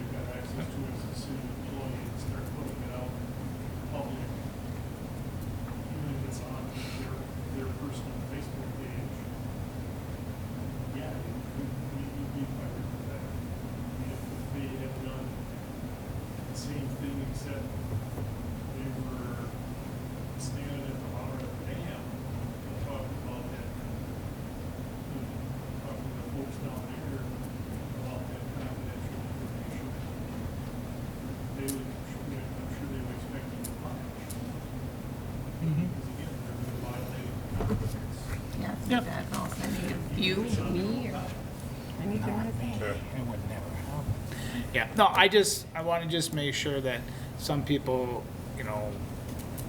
still feel that they can, exercise their First Amendment. Yep. So, I got it out. Do we have to The make a only motion? thing I want to add about the whole, whatever, the Zoom or however we're doing this with. Go-to. I mean, I get the go-to with the COVID stuff, but my personal opinion is, how long do we do that? Are we gonna do that forever? Because, I don't know, I just feel like we get elected to show our face here. As it goes on, are we gonna let people just constantly go to and they'll never be seen here? No, So there's never gonna be. No, I think Colleen's point is that There's for the folks that maybe don't feel comfortable coming here. coming out, They still have the maybe a year from now, there's a vaccine and this virus thing isn't near what it is. But they can still monitor either through the YouTube feed live or through that wonderful apparatus laying there. I don't know how it works, but they can monitor the meeting in real time. I think that's what you were, the direction you were Not going. necessarily. Not necessarily us. Not for you. No. But, what if, the guidance that we have right now is we still have to keep it, because we're still we still have to kind of do both Yep. right now because of COVID. Right. So any meetings that I have, for example, like Susan Danzel with SCH, it's convenient for her on Monday. She's not able to be physically at our Public Utilities Commission meeting, so we still are doing go-to, so she can do the presentation and do everything she Right, needs to oh, do. okay, yeah, no, I'm fine with that, I just. Yeah, like Mike, if We're he getting wanted to, he paid could have done from- go-to, but, And I yeah. wouldn't blame And, you. and I feel like I it's a wouldn't lot blame you if you easier were on a something. go-to meeting to vote and express your opinion when you're not face-to-face with that person. So when they're actually sitting in the meeting, it's, hope so. It's my opinion, but. All right, fair enough. We should make a motion to approve this. Can I get a first and a second, please? Make a motion. Okay, can I get a second? Second. First and second, all in favor, say aye. Aye. Opposed? Motion's carried. Finally, on the information items. Well, I'm sorry, Mr. Mayor, I apologize, but are you guys comfortable with us streaming the council meetings on live, starting next month? I'm sorry, when I first got on, we were doing all of our meetings live, so it Yeah, doesn't that's what bother me. Lisa had said. I don't know Yeah. what happened. Well, it used to be our TV station, Mel TV3. We had everything live. And then once the whole changeover with the stations and stuff and the finances were going down, they shut the doors. So, Well, and but the way the technology is we can purchase a $150 device and do it live now, so. how does that go with swearing?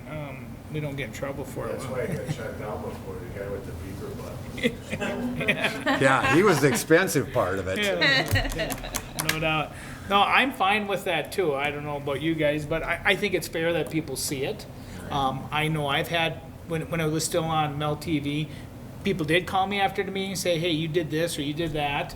I bet your mom can attest to that too, Tessa, right? People will let you know. Yeah. And then it's real time. So. Because right now, YouTube sounds really good about getting it up, but I just don't know how much our viewership is on YouTube, versus Facebook. But I'm not advocating it. You know me. No, I think it should, but I think think we should well advertise it too to people because there was a lot of people that did like watching it live. Yep. Make the popcorn and all that. And So they don't- see how exciting our meetings Oh, get. gee. Well, isn't it still though in something, the local TV, isn't it? Yeah, we Kinda- put it on channel. Yeah, it's recorded. Yeah. It's on some sort of loop, but I It's got on- I got on no our- problem with live. Yeah, and it is on Arbig on Saturdays, I think, like 12 and 2 or 3 or something like that. So, I just put it in there. yeah, channel 4. Noon on Saturday and 7:30. Okay, and that's channel 14, right? Yeah. So they can do that. So I'm good with it. Everybody's good with it. It's consensus, good. Information items, utilities commission meeting minutes. There was also a recognition award for Bill Reeland. 20 years he's been working for the city, and I just want to congratulate Bill on 20 years of service to the community. So Unless there's anything else, can I get a motion to adjourn? Did we skip over something, Mike, that you wanted to address yet, or did we touch on everything? I remember you saying something, you were gonna get into something later. that road, Yeah. bridge. The bridge stuff. Oh, and we did, He we was did. here as my Okay. cleanup batter in case I screwed up. Yep. So, can I get a motion to adjourn? I'll make a motion. Okay, can I get a second? All in favor, say aye. All right. All opposed, motion carried.